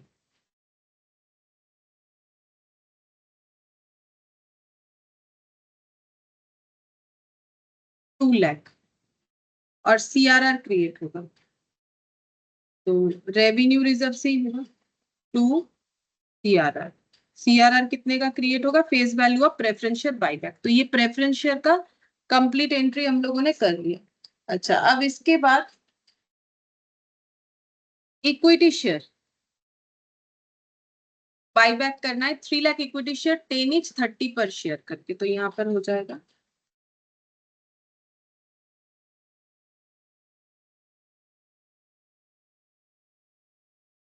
Equity share का एंट्री हो जाएगा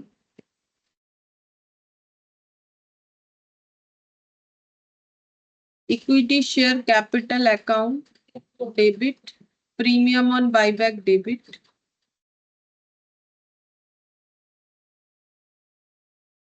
टू इक्विटी शेयर होल्डर, और जब पेमेंट होगा equity share holder to bank. Premium जो है वो भी राइट ऑफ करेंगे, तो सिक्योरिटीज प्रीमियम से हो जाएगा securities premium account debit to premium on buyback.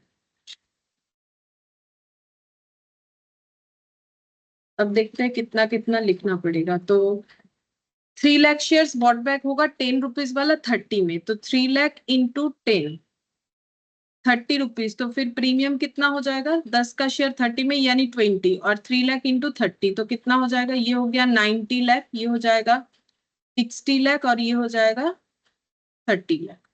अच्छा, तो पेमेंट कितना करना पड़ेगा, 90 लाख।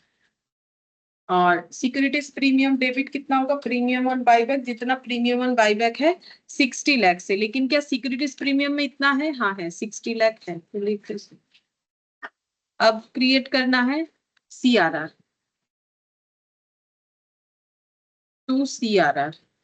CRR कितने का क्रिएट होगा, face value of equity share buyback यानी 30 लाख का। तो देखते हैं फ्री रिजर्व में कितना पड़ा हुआ है। तो फ्री रिजर्व में रेवेन्यू रिजर्व था, रेवेन्यू रिजर्व में 50 लाख है, जिसमें से ऑलरेडी हम लोग यूज कर चुके हैं कितना, 2 लाख। तो कितना पड़ा हुआ है, जो पड़ा हुआ है काफी है, ले सकते हैं। रेवेन्यू रिजर्व 50 लाख, तो revenue reserve account debit 30 lakh, ये हमें मिल जाएगा। 30 लाख ले लिया। अच्छा,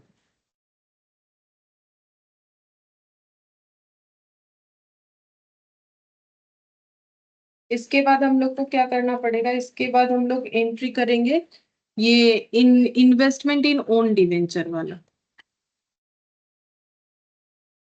तो इसका एंट्री देख लेते हैं। तो कंपनी ने अपना डिवेंचर खुद खरीद लिया है, तो डिवेंचर कैंसिल हो जाएगा, लोन कैंसिल होगा तो डेबिट हो जाएगा। 10% डिवेंचर है, 10% debenture account debit to investment in own debenture. वो खरीद के अपने इन्वेस्टमेंट बोल के उन्होंने दिखा रखा था, तो investment in own debenture cancel two profit on cancellation. अब जब ये कैंसिल किया तो प्रॉफिट हुआ। तो कितने का डिवेंचर खत्म हुआ, 2.20 फेस वैल्यू था जब उन्होंने खरीदा, वो 2 लाख से खरीदा, तो उनका इन्वेस्टमेंट वैल्यू 2 लाख हुआ। तो जब कैंसिल हुआ उस इन्वेस्टमेंट को उन्होंने कैंसिल कर दिया। बेचेंगे क्या, ठीक है, खुद ही का, तो खुद ही से खुद परचेस, मतलब अपना ही चीज परचेस कर रखे। लाइबिलिटी था, मैंने अपना ही लाइबिलिटी मार्केट से परचेस कर लिया, मार्केट में दिख रहा था, तो मेरा वो इन्वेस्टमेंट हो गया, क्योंकि लाइबिलिटी कैंसिल, और कैंसिल करते हुए मेरा 0.20 का प्रॉफिट हो गया। अब इस प्रॉफिट को हमें कहाँ ट्रांसफर करना है, हर एक एक्सपेंसेस और गेन या इनकम को हम लोग पीएल में ट्रांसफर करते हैं, तो 2PL हो जाएगा 0.20, और यहाँ पर हो जाएगा प्रॉफिट ऑन कैंसिलेशन।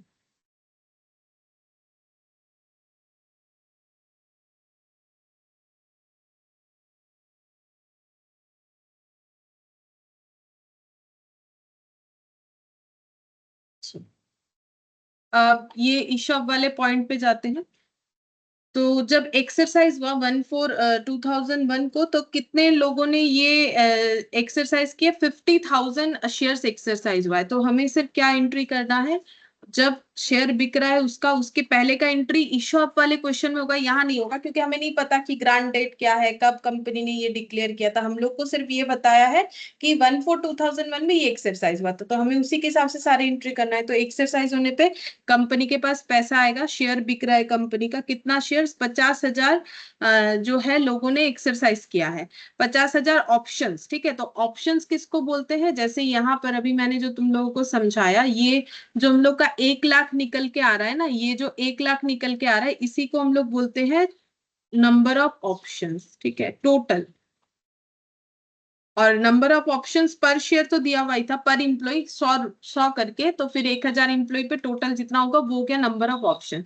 अब इस क्वेश्चन में हम लोग को टोटल ऑप्शंस बता दिया है, क्योंकि यहाँ पर हमें कितने एम्प्लॉय थे और एक एक एम्प्लॉय को कितना शेयर्स ऑफर किया गया था ये नहीं बताया, हमें टोटल में बता दिया है कि कितने एम्प्लॉय ने एक्सरसाइज किया है। ऑप्शंस बोल रहा है 50,000, मतलब जितने लोगों ने एक्सरसाइज किया है, जितने लोगों को पर शेयर के बेसिस पे ऑफर था, पर एम्प्लॉय पर शेयर के बेसिस पे, वो हमें नहीं पता कि एक एक एम्प्लॉय को कितना शेयर लेने के लिए बोला गया था, टोटल कितने एम्प्लॉय थे तो कितना शेयर, बस इतना बताया गया। टोटल 50,000 शेयर जो है ये एक्सरसाइज हो रहा है। तो 50,000 शेयर्स पे हमें कितना करके मिलेगा, तो 50,000 शेयर्स पे हमें 20 करके मिलेगा, क्योंकि एम्प्लॉय को कितने में देने का बात हुआ है, टू द एम्प्लॉय एट 20, ठीक है। तो फिर ये 20 रुपीज करके कंपनी को मिल जाएगा, तो यहाँ पर कंपनी को मिलेगा 10 लाख, ठीक है। तो 10 लाख लिख दिया। अब employee stock option outstanding account को हमें यहाँ पर कैंसिल करना पड़ता है, bank account debit to equity share capital to securities premium, ये एंट्री तो होगा ही होगा। अब कितने सारे शेयर है, 50,000 share, face value equity share का 10 रुपए करके, तो ये हो गया 5 लाख। और यहाँ पर 50,000 इंटू, अब मार्केट प्राइस क्या था, मार्केट प्राइस था 30, तो फिर यहाँ पर प्रीमियम कितना रिकॉर्ड हो जाएगा, 30 माइनस 20, यानी यहाँ पर भी प्रीमियम 10 का रिकॉर्ड हुआ, तो ये भी 5 लाख हो गया। तो यहाँ पर हो जाएगा हम लोग का सॉरी 30 - 20 नहीं 10 हो रहा है ना, क्योंकि हमें सिक्योरिटीज प्रीमियम निकालना है तो फेस वैल्यू और मार्केट वैल्यू का डिफरेंस होता है। तो मैंने मार्केट वैल्यू तो लिया, बट फेस वैल्यू की जगह मैंने बाईबैक, सॉरी ये क्या प्राइस बोलते हैं उसे, इम्प्लॉय का जो मतलब ऑप्शन एक्सरसाइज करने का जो प्राइस है वो मैंने बता दिया है गलती से, ये वाला 30, ठीक है, ये वाला नहीं, ये तो उनको जो कंसेशनल रेट पे देने का बात हुआ है। तो यहाँ पर 30 रुपीज वाला शेयर्स पे प्रीमियम कितना हुआ, हम लोग का फेस वैल्यू है 10, तो ये देखो market price minus face value का डिफरेंस जो मैंने लिखवाया था वही करना है, तो ये 5 लाख हो गया। सॉरी, ये 10 होने के बाद ये कितना हो जाएगा, 20, और ये 10 हो जाएगा, है ना। 20 हुआ, 20 × 50,000, ये 10 लाख हो गया। अब यहाँ पर हमें कितना रिवर्स करने को मिलेगा, जितना ऑप्शन एक्सरसाइज हो रहा है उतना ही रिवर्स करने को मिलेगा। तो हम लोगों ने कितना कंसेशनल रेट पे शेयर्स को दिया, तो देखो हमारा जो शेयर्स 30 रुपीज का मार्केट में चल रहा था, वो शेयर्स को हम लोगों ने 20 रुपए में देने का ऑफर प्राइस रखा। तो market price minus offer price करने से जो रेट निकल के आता है वही हमारा कंसेशनल रेट होता है, उसी पे हम लोग लॉस बुक कर चुके होंगे, उसको अभी हमें रिवर्स करना है। तो फिर ये कितना हो जाएगा, 5 लाख, ठीक है। देख लो यहाँ पर पहले बैंक अकाउंट डेबिट कितना रुपए आ रहा है, 20 रुपए का शेयर बेचा जो कि फेस वैल्यू पे 10 रुपए था, और उस पे प्रीमियम कितना था, प्रीमियम था 20 रुपीज। प्रीमियम कैसे निकालते, market price minus face value, और यहाँ पर हमारा फिर कंसेशनल रेट कितना गया, तो 30 का शेयर हम लोगों ने कितने में दिया, 20 में दिया। ये देखो 30 रुपए का शेयर्स मार्केट प्राइस दिख रहा है, ये हम लोगों ने कितने में दिया, 20 में दिया, 20 रुपीज में। तो हम लोग का एक एक शेयर्स पे जो लॉस है वो कितना हुआ, वो हो गया है हम लोग का 10 करके। तो 50,000 शेयर्स पे हम लोग का 5 लाख हो गया, तो ये ईशॉप हम लोगों ने अलॉट कर दिया। अच्छा, अब ये जो बाकी देखो यहाँ पर हम लोग ये जो जनरल रिजर्व वाला मैंने तुम लोग को एंट्री दिखाया ना, तो बचा हुआ अमाउंट जनरल रिजर्व पे दे दो। बट यहाँ पर हमें ये पता ही नहीं है कि कितने लोगों ने एक्सरसाइज नहीं किया। हमें इतना पता है कि 1 lakh equity stock option outstanding में था, मतलब 1 लाख पे हम लोग लॉस रिकॉर्ड करते हुए आ रहे थे। लेकिन ये तो हम लोग का क्या है, equity stock option outstanding on the above mention date. But हमें ये नहीं पता ना कि कितने इंप्लॉय, देखो अगर हमें ये जनरल रिजर्व का अमाउंट निकालना है, बात समझो, तो फिर हमें क्या क्या चाहिए, ये जनरल रिजर्व का अमाउंट अगर हम लोग को निकालना है तो ये 75 लाख माइनस 52.50 चाहिए, ठीक है। तो ये 52.50 तो हमारे पास अवेलेबल हो गया। कैसे हुआ, हम लोगों ने यहाँ पर जो निकाला ना, ये देखो, ये देखो हम लोगों ने कैसे निकाला ये वाला, कि यहाँ पर जो है हम लोग का 5 लाख है ना, 5 लाख का हम लोग ऑप्शन आउटस्टैंडिंग को रिवर्स कर रहे हैं, ये हम लोगों ने निकाल लिया। ये 52.50 कैसे निकला था, 3 साल का, ये देखो 700 शेयर्स, ये वाला ना हम लोग को एक बार में 50,000 दिया हुआ इस क्वेश्चन में, इनटू हम लोगों ने रेट लगा लिया, ये निकल गया। लेकिन अब कितना शेयर एक्सरसाइज नहीं हुआ है वो हम लोग कैसे निकाले, उसके लिए या तो मुझे ये टोटल 75 लाख चाहिए। अब ये टोटल 75 लाख निकालने के लिए मुझे क्या चाहिए होता है, ये टोटल 75 लाख निकालने के लिए मुझे कितने एम्प्लॉय को कितने ऑप्शंस दिए गए इनटू जो है मेरा कंसेशनल रेट, ये मुझे चाहिए होता है, ठीक है। तो कंसेशनल रेट तो मेरे पास यहाँ भी अवेलेबल है, लेकिन कितने सारे स्टॉक ऑप्शन है वो तो मेरे पास अवेलेबल नहीं है ना, क्योंकि total number of stock option मुझे चाहिए। तो अगर हम टोटल नंबर निकाल लेंगे, वो देखो तो अवेलेबल है 1 लाख, ठीक है। 1 लाख इंटू यहाँ पर हो जाएगा मेरा 75 रुपए करके, यहाँ भी 75 लाख आ रहा है, लेकिन उसमें से 50,000 शेयर्स जो है वो ऑप्शन एक्सरसाइज हुए, तो कितने नहीं हुए वो कैसे पता करें। अब वो पता करने के लिए मुझे क्या चाहिए, मुझे नंबर ऑफ इंप्लॉयज चाहिए ना, कि कितने इंप्लॉय को कितने ऑप्शंस दिए हुए थे, तो उसके हिसाब से 50,000 आया है ना। मुझे तो नहीं पता वो कैसे आया है, क्योंकि कितने लोग लिए कितने लोग नहीं लिए वो नहीं पता होगा, तो हम कैसे माइनस कर सकते हैं, हम 1 लाख से 50,000 तो माइनस कर नहीं सकते हैं, क्योंकि 1 lakh equity stock option outstanding था ऑन द अबव डेट।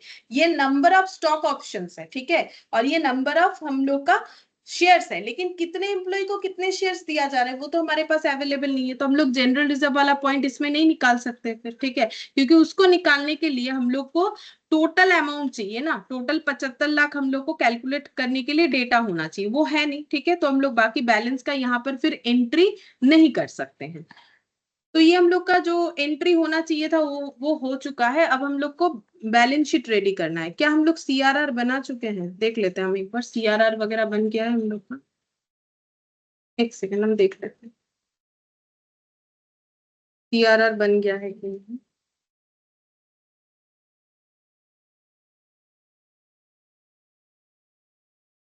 हाँ, ये सारा चीजें बन गया था, ठीक है। चलो अब हम लोग बैलेंस शीट बनाएंगे, तो एक बार एंट्री हम चेक कर लेते हैं।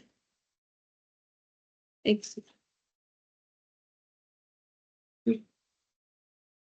एंट्री सारा हुआ कि नहीं हम एक बार चेक कर लेते। तो सबसे पहला एंट्री हुआ हम लोग का redeemable preference share premium on buyback to preference share holder, फिर preference share holder account debit to bank होना चाहिए। तो देख लेते हैं क्योंकि बहुत सारा पॉइंट था, बस चेक कर लेते हैं। Equity share buyback, equity share holder account debit to bank, ठीक है। और उसके बाद 30 और ये प्रीमियम ऑन बाईबैक 60, ठीक है। फिर revenue reserve to CRR, CRR हम लोग का एक बार क्रिएट होगा 50 लाख का, 30 लाख और इधर हम लोग का 20, दोनों मिला के 50 लाख, ठीक है। फिर उसके बाद डिवेंचर कैंसिल आउट हो जाएगा। उसके बाद हम लोगों का हाँ bank employee stock option outstanding to equity share capital to securities premium. अच्छा, और ये प्रीमियम ऑन बाईबैक हम लोगों ने ये पहले ही रिकॉर्ड कर लिया था।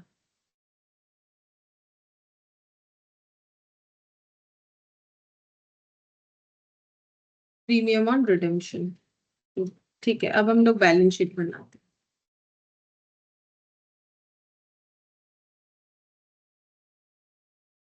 Extra limited as at 1/4/2000।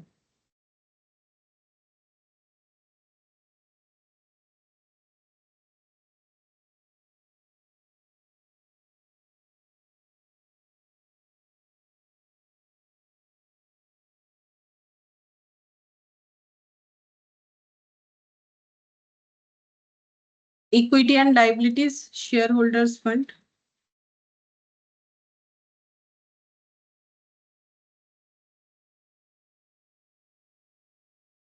Share holders fund, share capital,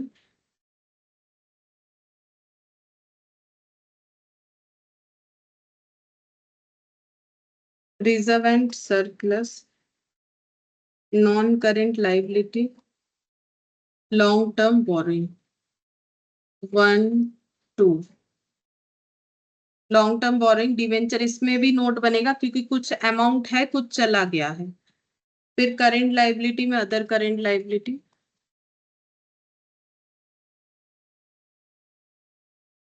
current liability में ट्रेड पेबल भी है। अच्छा,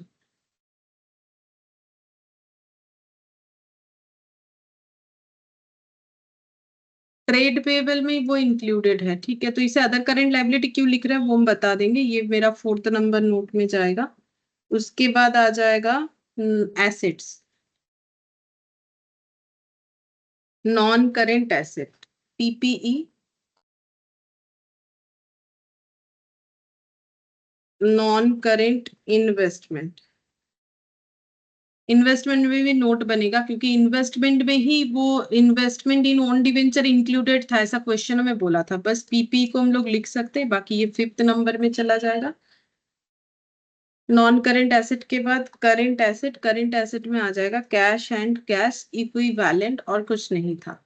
कैश एंड कैश इक्विवेलेंट था, इसमें भी हम लोग का नोट बनेगा। तो सबसे पहले यहाँ पर लिखेंगे note number 1, share capital, authorised, issued, subscribed and paid up.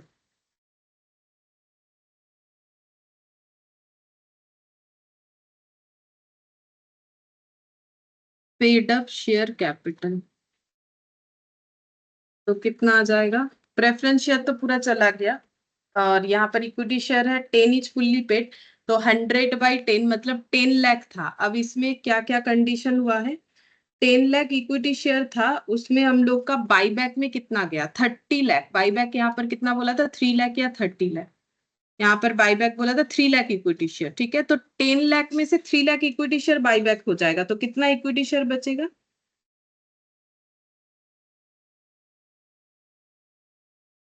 7। 7। और हम लोगों ने ईशॉप इशू किया उसमें कितना किया 50,000, तो 7 लाख प्लस 50,000 कितना हो जाएगा, कितना शेयर्स हमारा टोटल हो गया 7,50,000। 7,50,000, तो वही लिखना पड़ेगा। तो यहाँ पर लिखेंगे 7,50,000 equity share at the rate of 10 each fully paid. कितना हो जाएगा? 75 लाख इन लाख लिख देते हैं, ठीक है। यहाँ पर लिख देते हैं after 3 lakh shares buyback and 50,000 shares issued as employee stock option plan। तो ये इतना हो जाएगा 75 लाख। फिर इसके बाद note number 2 reserve and surplus. Reserve and surplus, तो रिजर्व सरप्लस में देखते हैं सबसे पहले कैपिटल रिजर्व, ये एज इट इज रहेगा, इसमें हमारा कोई चेंजेस नहीं हुआ है। 8 लाख कैपिटल रिजर्व, ये 8 लाख जैसा है वैसा रहेगा। कैपिटल रिजर्व के बाद है रेवेन्यू रिजर्व, इसमें देखते हैं क्या क्या चेंजेस हुआ है। तो यहाँ पर अच्छा, कैपिटल रिजर्व में एक चीज ऐड हो जाएगा, दिखाते हैं। एक चीज ऐड हो जाएगा, जैसे कि यहाँ तो कोई रिजर्व नहीं दिख रहा है, हम लोग पहले रिजर्व की एंट्री से एक बार चेक करते हुए आते हैं यहाँ ऊपर से। तो सबसे पहले रेवेन्यू रिजर्व से 2 प्लस 20 सीआरआर में 20 जाएगा। ये जो डिवेंचर कैंसिलेशन हुआ है ना, प्रॉफिट ऑन कैंसिलेशन, अब ये लेकिन प्रॉफिट जो है ये डे टू डे के बिजनेस इनकम से तो नहीं है, ये हमारा कैपिटल नेचर का प्रॉफिट है, क्योंकि हम लोग थोड़ी ना रोज रोज जो है डिवेंचर कैंसिल करते हैं। तो ये प्रॉफिट जो है ये कैपिटल रिजर्व है, कैपिटल नेचर का हो गया, तो इसमें ये हम लोग ऐड कर सकते हैं, profit on cancellation of debenture.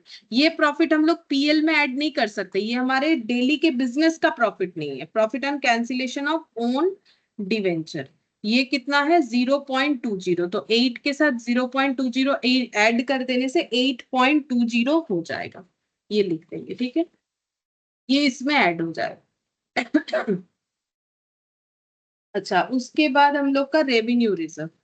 Revenue reserve कितना था और उसमें क्या क्या चेंजेस हुआ? रेवेन्यू रिजर्व था हम लोग का 50 less transfer to CRR for buyback and redemption of preference share, दोनों मिला के 50 था, तो ये 0 हो जाएगा, क्योंकि यहाँ पर देख सकते हैं हम लोग CRR में एक बार 20 लाख था और एक बार CRR 30 लाख का, तो 20 प्लस 30 मिला के 50, तो 20 प्लस 30 मिला के 50 हो जाएगा। अच्छा, रेवेन्यू रिजर्व के बाद हम लोग का सिक्योरिटीज प्रीमियम 60, सिक्योरिटीज प्रीमियम जो है वो 60 था, ठीक है। अच्छा, अब इसमें से क्या क्या यूज हुआ है, यहाँ पर देखते हैं। इक्विटी शेयर के लिए यूज हुआ होगा 60 लाख का, premium on buyback, utilise for premium on buyback, utilised for premium on buyback, पूरा 60 यूज हो गया, तो ये 0 बना, but securities premium share issue करके आया है, तो यहाँ पर लिखेंगे शेयर इशूड ऑन प्रीमियम। तो प्रीमियम में शेयर इशू करके हम लोग का कितना आया है? 10 लाख, 10 लाख आया है। अच्छा, अब यहाँ पर और एक चीज हम लोग कर सकते हैं, जैसे कि हम बताते हैं कि ये जो premium on redemption preference share वाला किया, ये मैंने रेवेन्यू वाले से किया है, तो रेवेन्यू रिजर्व में 2 लाख और है ही नहीं। देखो मेरा एक गलती हुआ ना, देखो रेवेन्यू रिजर्व में मैंने कैसे ले लिया, मेरे पास 50 लाख था, मैंने CRR के लिए 50 लाख जब यूज कर लिया है, तो हम प्रीमियम के लिए कहाँ से यूज कर सकते हैं? मेरे पास तो रेवेन्यू रिजर्व जो है ये वाला नहीं, हम ये वाला कहना चाह रहे हैं, कहाँ चला गया, ये देखो मैंने यहाँ और एक रेवेन्यू रिजर्व लिख रखा है ना, कि premium on redemption of preference share, preference share redeem करने के लिए जो प्रीमियम का अमाउंट है वो अगर मुझे राइट अप करना है तो मैंने ये रेवेन्यू लिख रखा है, बट रेवेन्यू में तो उतना है ही नहीं। अगर हम 20 लाख CRR के लिए ले रहे हैं और 2 लाख अगर हम प्रेफरेंस शेयर्स के प्रीमियम को राइट ऑफ करने के लिए ले रहे हैं, तो 22 अगर ऑलरेडी ले रहे हैं ना, तो यहाँ CRR क्रिएट करने के लिए मेरे पास 30 लाख अवेलेबल नहीं होगा। ये तुम लोगों ने भी नहीं बताया मुझे, ये देखो ये हम लोगों से एक गलती हुआ ना, मतलब मेरे से। देखो यहाँ पर मैंने क्या किया, ये जो रेवेन्यू रिजर्व है इसको कैसे यूज किया, पहले 2 लाख यूज किया, फिर 20 और फिर 30, जो कि पॉसिबल ही नहीं है क्योंकि है तो 50, अब पॉसिबल नहीं है, तो फिर मुझे क्या करना चाहिए। अब देखो यहाँ पर एक प्रॉब्लम है, प्रॉब्लम ये है कि अगर हम लोग सीआरआर क्रिएट करेंगे तो हम लोग के पास बस यही एक लौता चीज जो है पड़ा हुआ है सीआरआर क्रिएट करने के लिए, मतलब हम लोग सीआरआर को तो कॉम्प्रोमाइज नहीं कर सकते ना, क्योंकि रेवेन्यू रिजर्व और हमारे पास है नहीं।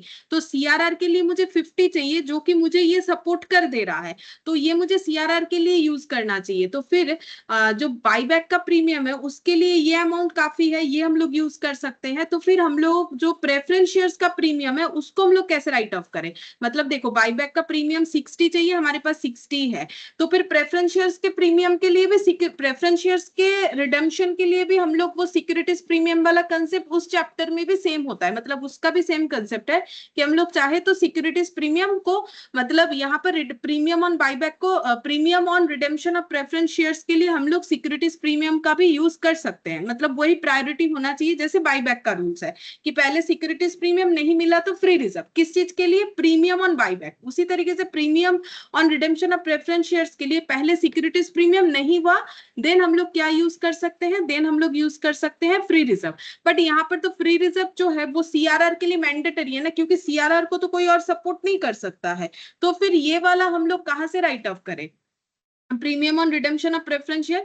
तो ये देखो ईशॉप इशू करके हमारे पास 10 लाख का प्रीमियम आया ना, तो हम लोग इससे कर सकते हैं। तो एक्चुअली ये एंट्री यहाँ पर हो नहीं सकता है, ये एंट्री लास्ट में होना चाहिए। देखो ये वाला एंट्री जो है ना प्रीमियम ऑन बाईबैक, ये हमारा सबसे एंड एंट्री होना चाहिए था, ये मैंने थोड़ा सा गलत कर दिया, बाकी सब ठीक है। ये गलत मतलब इसीलिए गलत हो रहा है, ये पहले ही क्वेश्चन में देख लेना चाहिए था कि अगर हम यहाँ से ले रहे हैं ये प्रीमियम से, देखो मुझे पहले प्रीमियम या फ्री रिजर्व से लेना चाहिए, तो अगर हम ये प्रीमियम से भी ले लेंगे ना यहाँ पर दो, तो यहाँ पर जो है 60 की जगह 58 ही अवेलेबल होगा, तो फिर प्रीमियम ऑन बाईबैक कैसे पॉसिबल होगा। तो ये एक प्रॉब्लम हो रहा है, क्योंकि सीआरआर के लिए तो हमें सिर्फ और सिर्फ फ्री रिजर्व चाहिए, लेकिन प्रीमियम ऑन रिडेम्पशन या प्रीमियम ऑन बाईबैक के लिए हम लोग सिक्योरिटीज प्रीमियम का भी यूज कर सकते हैं। तो यहाँ पर 2 लाख का प्रीमियम कम पड़ रहा है, जो कि हमें ये वाला कंपेंसेट कर देगा, ये 10 लाख वाला प्रीमियम। तो ये एंड में एंट्री होने से अच्छा होता, तो फिर ठीक है कोई बात नहीं, हम यहाँ पर लिख देते हैं ये securities premium account debit 2 lakh हो जाएगा। अब ये कहां से आया, शेयर इशू करने के बाद आया, कौन सा शेयर, इशॉप वाला। मतलब देखो पहले हमें रिडेम्पशन ऑफ प्रेफरेंस शेयर का एंट्री किया, ड्यू एंट्री, फिर हम लोगों ने पेमेंट एंट्री कर दिया, उसके बाद ये एंट्री होना थोड़ा पॉसिबल नहीं बन रहा है, क्योंकि हम लोग अगर यहाँ के प्रीमियम से ले लेते हैं ना, जो कि प्रीमियम से मुझे पहले लेना चाहिए था, वो भी मैंने एक गलती कर दी, प्रीमियम से अगर ले लेते हैं तो हमारा आगे जाके बाईबैक का प्रीमियम राइट ऑफ नहीं होगा। तो इसीलिए हम लोग के पास, क्योंकि ईशॉप इशू करने का एक ऑप्शन था, तो हम लोग ईशॉप इशू करने के बाद चेक करेंगे कि जो हमारा प्रीमियम कम पड़ रहा था, क्योंकि प्रीमियम में इशू हो रहा है, तो उस प्रीमियम को काम में लगा सकते हैं। तो ठीक है वो एंट्री लास्ट में होना चाहिए, बाकी सब ठीक है, इसमें कोई प्रॉब्लम नहीं है। मतलब हम नंबरिंग बदल देते हैं, देखो ये मेरा थर्ड नंबर की जगह ये एकदम लास्ट नंबर वाला एंट्री होना चाहिए, ये 1 2 ठीक है, फिर ये हम लोग थर्ड नंबर कर देते हैं कि हम लोगों ने सीआरआर क्रिएट किया। फिर इक्विटी शेयर ये फोर्थ नंबर कर देते हैं, बाई बैक का ये फिफ्थ नंबर हो जाएगा। ठीक है ये फिफ्थ नंबर पेमेंट हो जाएगा। ये सिक्योरिटीज प्रीमियम ये भी लास्ट में हम लोग कर सकते हैं, चेक करके कि प्रीमियम का क्या कंडीशन है, चेक करके कर सकते हैं। तो ये फिफ्थ नंबर हो गया इक्विटी शेयर टू बैंक। फिर ये सिक्स्थ नंबर में ये वाला क्रिएट कर लेते हैं, सिक्स्थ नंबर में सीआरआर क्रिएट कर लेते हैं। फिर सेवेंथ नंबर में हम लोग ये इशू कर देंगे। फिर 8 7 ये 8 हो जाएगा प्रॉफिट ऑन कैंसिलेशन, ये 9 ठीक है, 8 के बाद ये 9 हो जाएगा, और उसके बाद वो प्रीमियम वाला एंट्री कर लेंगे 9, ये प्रीमियम वाला लास्ट में करना चाहिए 10, ताकि हमें पता चले कि कितना अवेलेबिलिटी, क्योंकि शॉर्टेज हो रहा था ना इसीलिए। तो ऐसे चाहो तो एंट्री हम लोग कर सकते हैं। अच्छा अब नेक्स्ट हम लोग यहाँ पर देखते हैं जो हम लोग कर रहे थे। तो यहाँ देखो रेवेन्यू रिजर्व ये पूरा खत्म हो गया, सिक्योरिटीज प्रीमियम भी खत्म हो गया, शेयर इशू करके जो प्रीमियम हुआ वहां से यूटिलाइज कर देते हैं, utilised for premium on redemption of preference share, ठीक है वो 2 हो जाएगा। तो यहाँ पर 8 लाख का ये बच जा रहा है। और उसके बाद सीआरआर, सीआरआर कितने का बना है 50 लाख का, तो टोटल कितना हो गया 50 + 8 + 8.20 तो 16 तो कितना हो जाएगा 76.20 या 66 आ रहा है 66 66.20 तो ये हो गया पूरा रिजर्व एंड सरप्लस में 66.20 तो यहाँ पर ये वाला अमाउंट है हम लोग का इक्विटी शेयर का 75 लाख। देखो मेरा बात समझ में आया कि नहीं, हम ये कहना चाह रहे हैं कि हम लोगों का क्वेश्चन में कुछ प्रॉब्लम नहीं है, हम लोगों ने सारा चीज सही किया है, लेकिन जब हम लोग सीआरआर बनाएंगे तो देखो हम लोग के लिए फ्री रिजर्व के नाम पे तो बस ये पड़ा है और सीआरआर हम लोग का बन रहा है टोटल 50 लाख का, तो फिर ये पूरा यूज हो जाएगा, तो इसको तो हम लोग रिडेम्पशन प्रीमियम के काम पे ले नहीं सकते हैं। और प्रीमियम जब प्रीमियम पे हम लोग बाईबैक कर रहे हैं या रिडेम्पशन कर रहे हैं तब हमें सिक्योरिटीज प्रीमियम अकाउंट का यूज करना चाहिए, लेकिन बाईबैक का प्रीमियम 60 आ रहा है और जो प्रेफरेंस शेयर्स का है वो 2 आ रहा है, तो फिर या तो बाईबैक में हम लोग पूरा ले लेते हैं इसे, ठीक है, और अगर हम लोग प्रेफरेंस शेयर में ले लेंगे तो बाईबैक में कम पड़ जाएगा, तो फिर ये हम लोग भरपाई कहाँ से करें, क्योंकि हम लोग इक्विटी शेयर इशू कर रहे हैं ईशॉप के नाम पे तो वहां से कर सकते हैं, तो उसका एंट्री इसीलिए बाद में किया और कुछ नहीं। ये बन गया। अच्छा अब इसके बाद लॉन्ग टर्म बोरिंग में जाएंगे, note number 3। Long term boring, तो लॉन्ग टर्म बोरिंग में है 10% डिवेंचर था पहले से इनका 4 लाख, ये देखो 4 लाख, उसमें से कितना हम लोगों ने कैंसिल कर दिया है, लेस हो जाएगा cancellation, cancellation of own debenture, तो हम लोगों ने अपना ही डिवेंचर खुद खरीद के कैंसिल किया है कंपनी ने। उसका फेस वैल्यू कितना था 2.20, क्योंकि बैलेंस शीट में कितने से रिकॉर्ड है फेस वैल्यू से, ठीक है, अपना जो शेयर का अकाउंट या फिर डिवेंचर का अकाउंट वो फेस वैल्यू से होता है ना, जैसे 2 इक्विटी शेयर कैपिटल 2 डिवेंचर, तो ये फेस वैल्यू से होता है, तो वो फेस वैल्यू तो यहाँ दिखता है, तो 4 लाख फेस वैल्यू में से 2.20 फेस वैल्यू चला गया, तो बचेगा कितना 1.80। अच्छा इसके बाद ये 1.80 लिख लेते हैं, इसके बाद आ जाएगा अदर करेंट लाइबिलिटी, क्यों लिखा है वो भी बता देते हैं, नोट नंबर 4।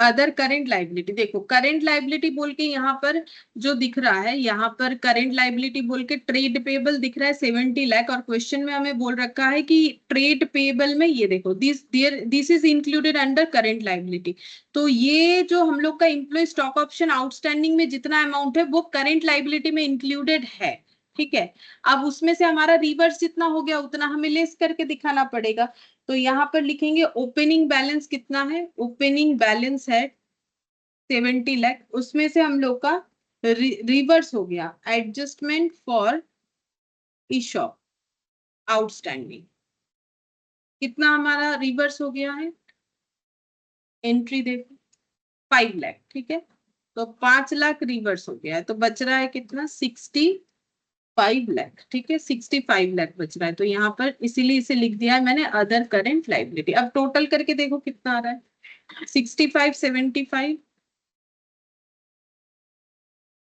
प्लस 1.8 प्लस 66.2 कितना आ रहा है 208। और एसेट साइड में जाते हैं, non current investment, note number 5, non current investment,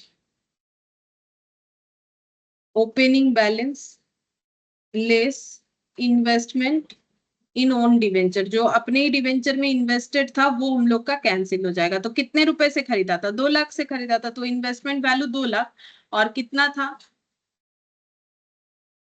total 120, तो 120 से 2 लाख चला जाएगा, तो बचेगा कितना 1118, यहाँ पर 118, और cash and cash equivalent, note number 6, cash and cash equivalent, तो कैश एंड कैश इक्विवेलेंट में ओपनिंग बैलेंस कुछ था, फिर ऐड होगा issue of ESOP payment to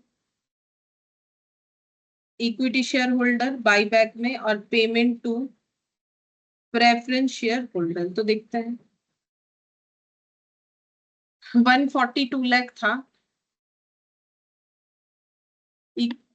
eShop issue करके कितना आया? ईशॉप इशू करके आ रहा है 10 लाख।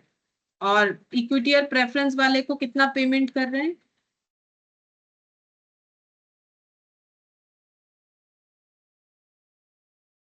एक को 22 और एक को 90 बता 90। अच्छा तो फिर कितना आ रहा है? ये सब तो लेस है। 112 मतलब 30 और 10 40 बच रहा है। तो लिखो इधर 40 और देखो टोटल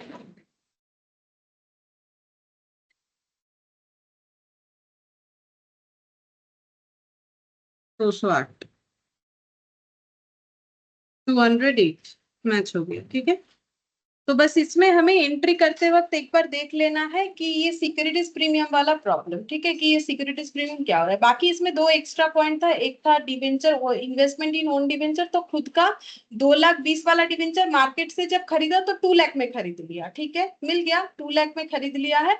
तो 2 लाख वो इन्वेस्टमेंट हो गया क्योंकि हम लोगों ने खुद का डिवेंचर खरीद लिया, बट कैंसिल बाद में किया, ठीक है। तो फिर 2 लाख का इन्वेस्टमेंट दिखेगा।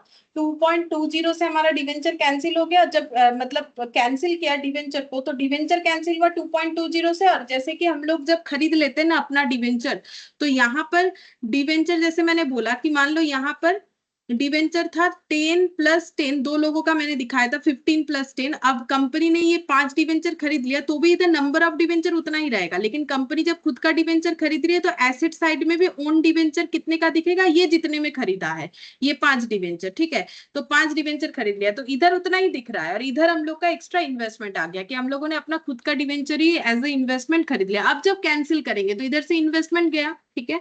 जब हम लोग बेच रहे हैं अपने इन्वेस्टमेंट को तो इन्वेस्टमेंट भी गया, इधर से हमारा होल्डिंग भी गया, ठीक है। तो इसीलिए डिवेंचर भी कैंसिल और ये इन्वेस्टमेंट भी चला गया। और प्रॉफिट हुआ इस कैंसिलेशन से क्योंकि हम लोगों ने मार्केट से सस्ते में ये खरीद लिया था, जो लोन था हमारा वो सस्ते में खरीद लिया था, 2.20 का 2 में खरीद लिया था, तो ये प्रॉफिट हो गया। और रहा यहाँ पर जनरल रिजर्व वाला एंट्री क्यों नहीं हुआ वो भी मैंने बता दिया, क्योंकि देखो यहाँ पर लैंग्वेज क्या है, यहाँ पर लैंग्वेज है company had 1 lakh equity stock option outstanding.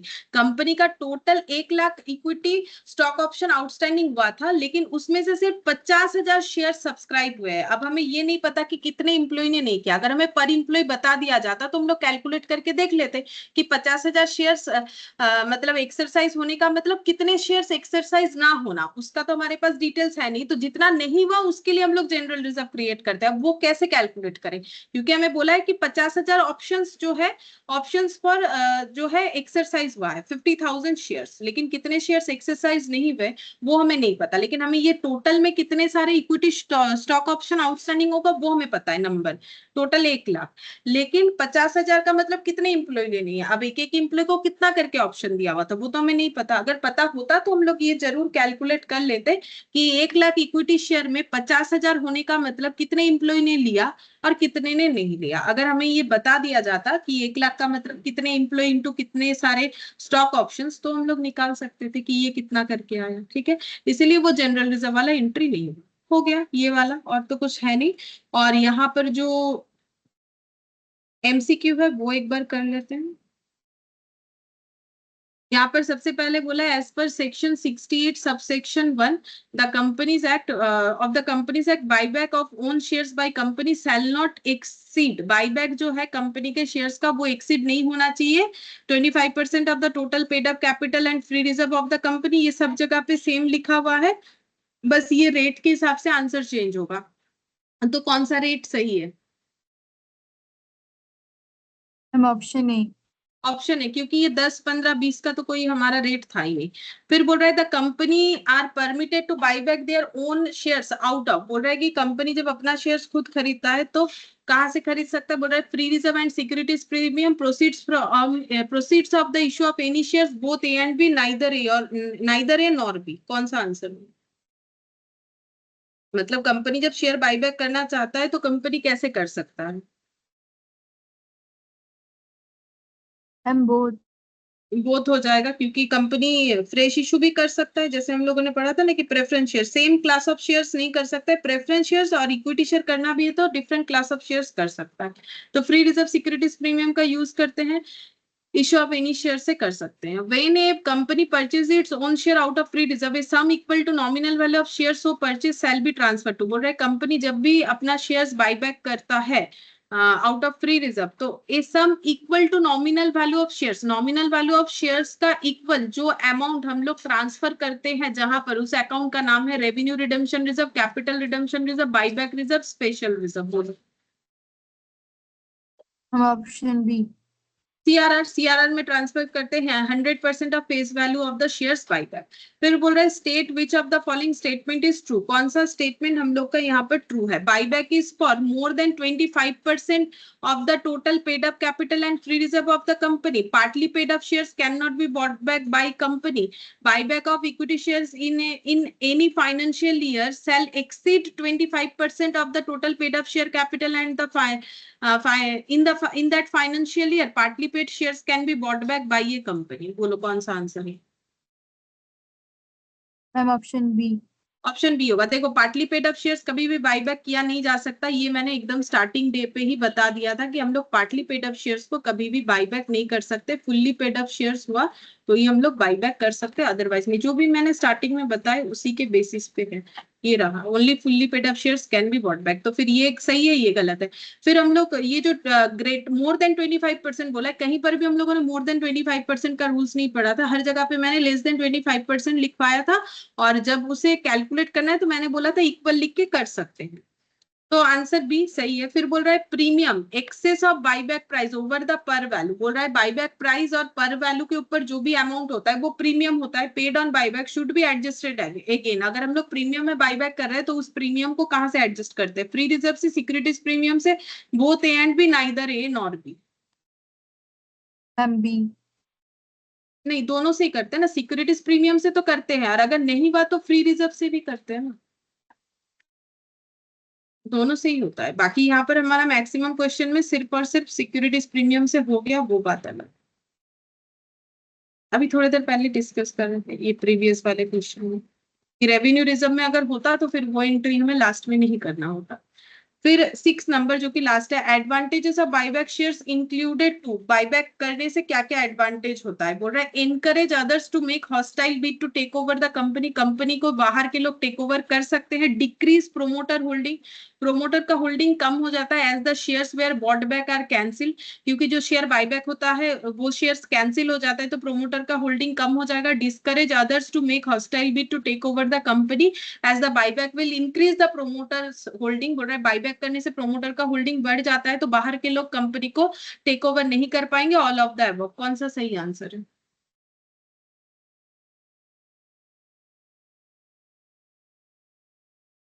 पता नहीं, ये सी। आंसर हम्म सी सही है। देखो ये अगर नहीं बताते तो हम क्या बोल रहे हैं, देखो यहाँ पर हमें दिया है, मैंने लिखवाया है क्यों हम लोग बाई बैक करते हैं, थोड़ा बहुत लिखवाया था शायद, या फिर मैंने बोला था तुम लोग चाहो तो लिख के रख सकते हो कि बाई बैक हम लोग क्यों करते हैं। मैंने ऐसे ओरली भी बोला था। देखो बाईबैक करने से नॉर्मल बात है कि बाहर के लोगों का होल्डिंग कम हो जाएगा। हम लोग अगर बाहर के लोगों से अपना शेयर खरीद रहे हैं तो फिर दूसरे का तो होल्डिंग कम हो जाएगा। अगर बाहर के लोगों का होल्डिंग कम होगा, क्योंकि 50% मोर देन इक्वल टू 50% नहीं होने से तो हम लोग कंपनी को टेक ओवर नहीं कर सकते ना, तो फिर hostile bid to take over the company ये वाला इनकरेज कैसे होगा, ये तो डिस्करेज होना चाहिए कि बाहर के लोग वो नहीं ले सकते। और अगर बाहर के लोगों का होल्डिंग कम होगा, क्योंकि total issued number of shares में तो कोई चेंजेस नहीं आएगा, होल्डिंग के पर्सन चेंज हो जाते हैं, जो पब्लिक के पास होल्डिंग था वो प्रोमोटर के पास आ जाता है। ठीक है, तो फिर यहाँ पर ऑप्शन सी होगा। मतलब कभी कभी ऐसा कोई सोच लेते हो ना कि अगर ऑल ऑफ दिस है तो नॉर्मली तुम लोग को लगता है ना कि ऐसे ऑल ऑफ दिस वाला आंसर ज्यादा होता है, लेकिन नहीं, यहाँ पर ऐसा नहीं हो रहा है।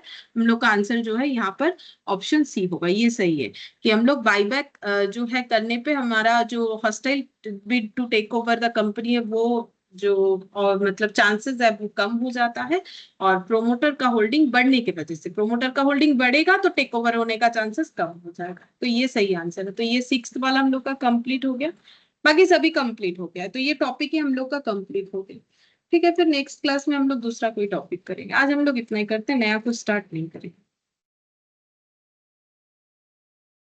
Bye ma'am. Thank you ma'am. Bye.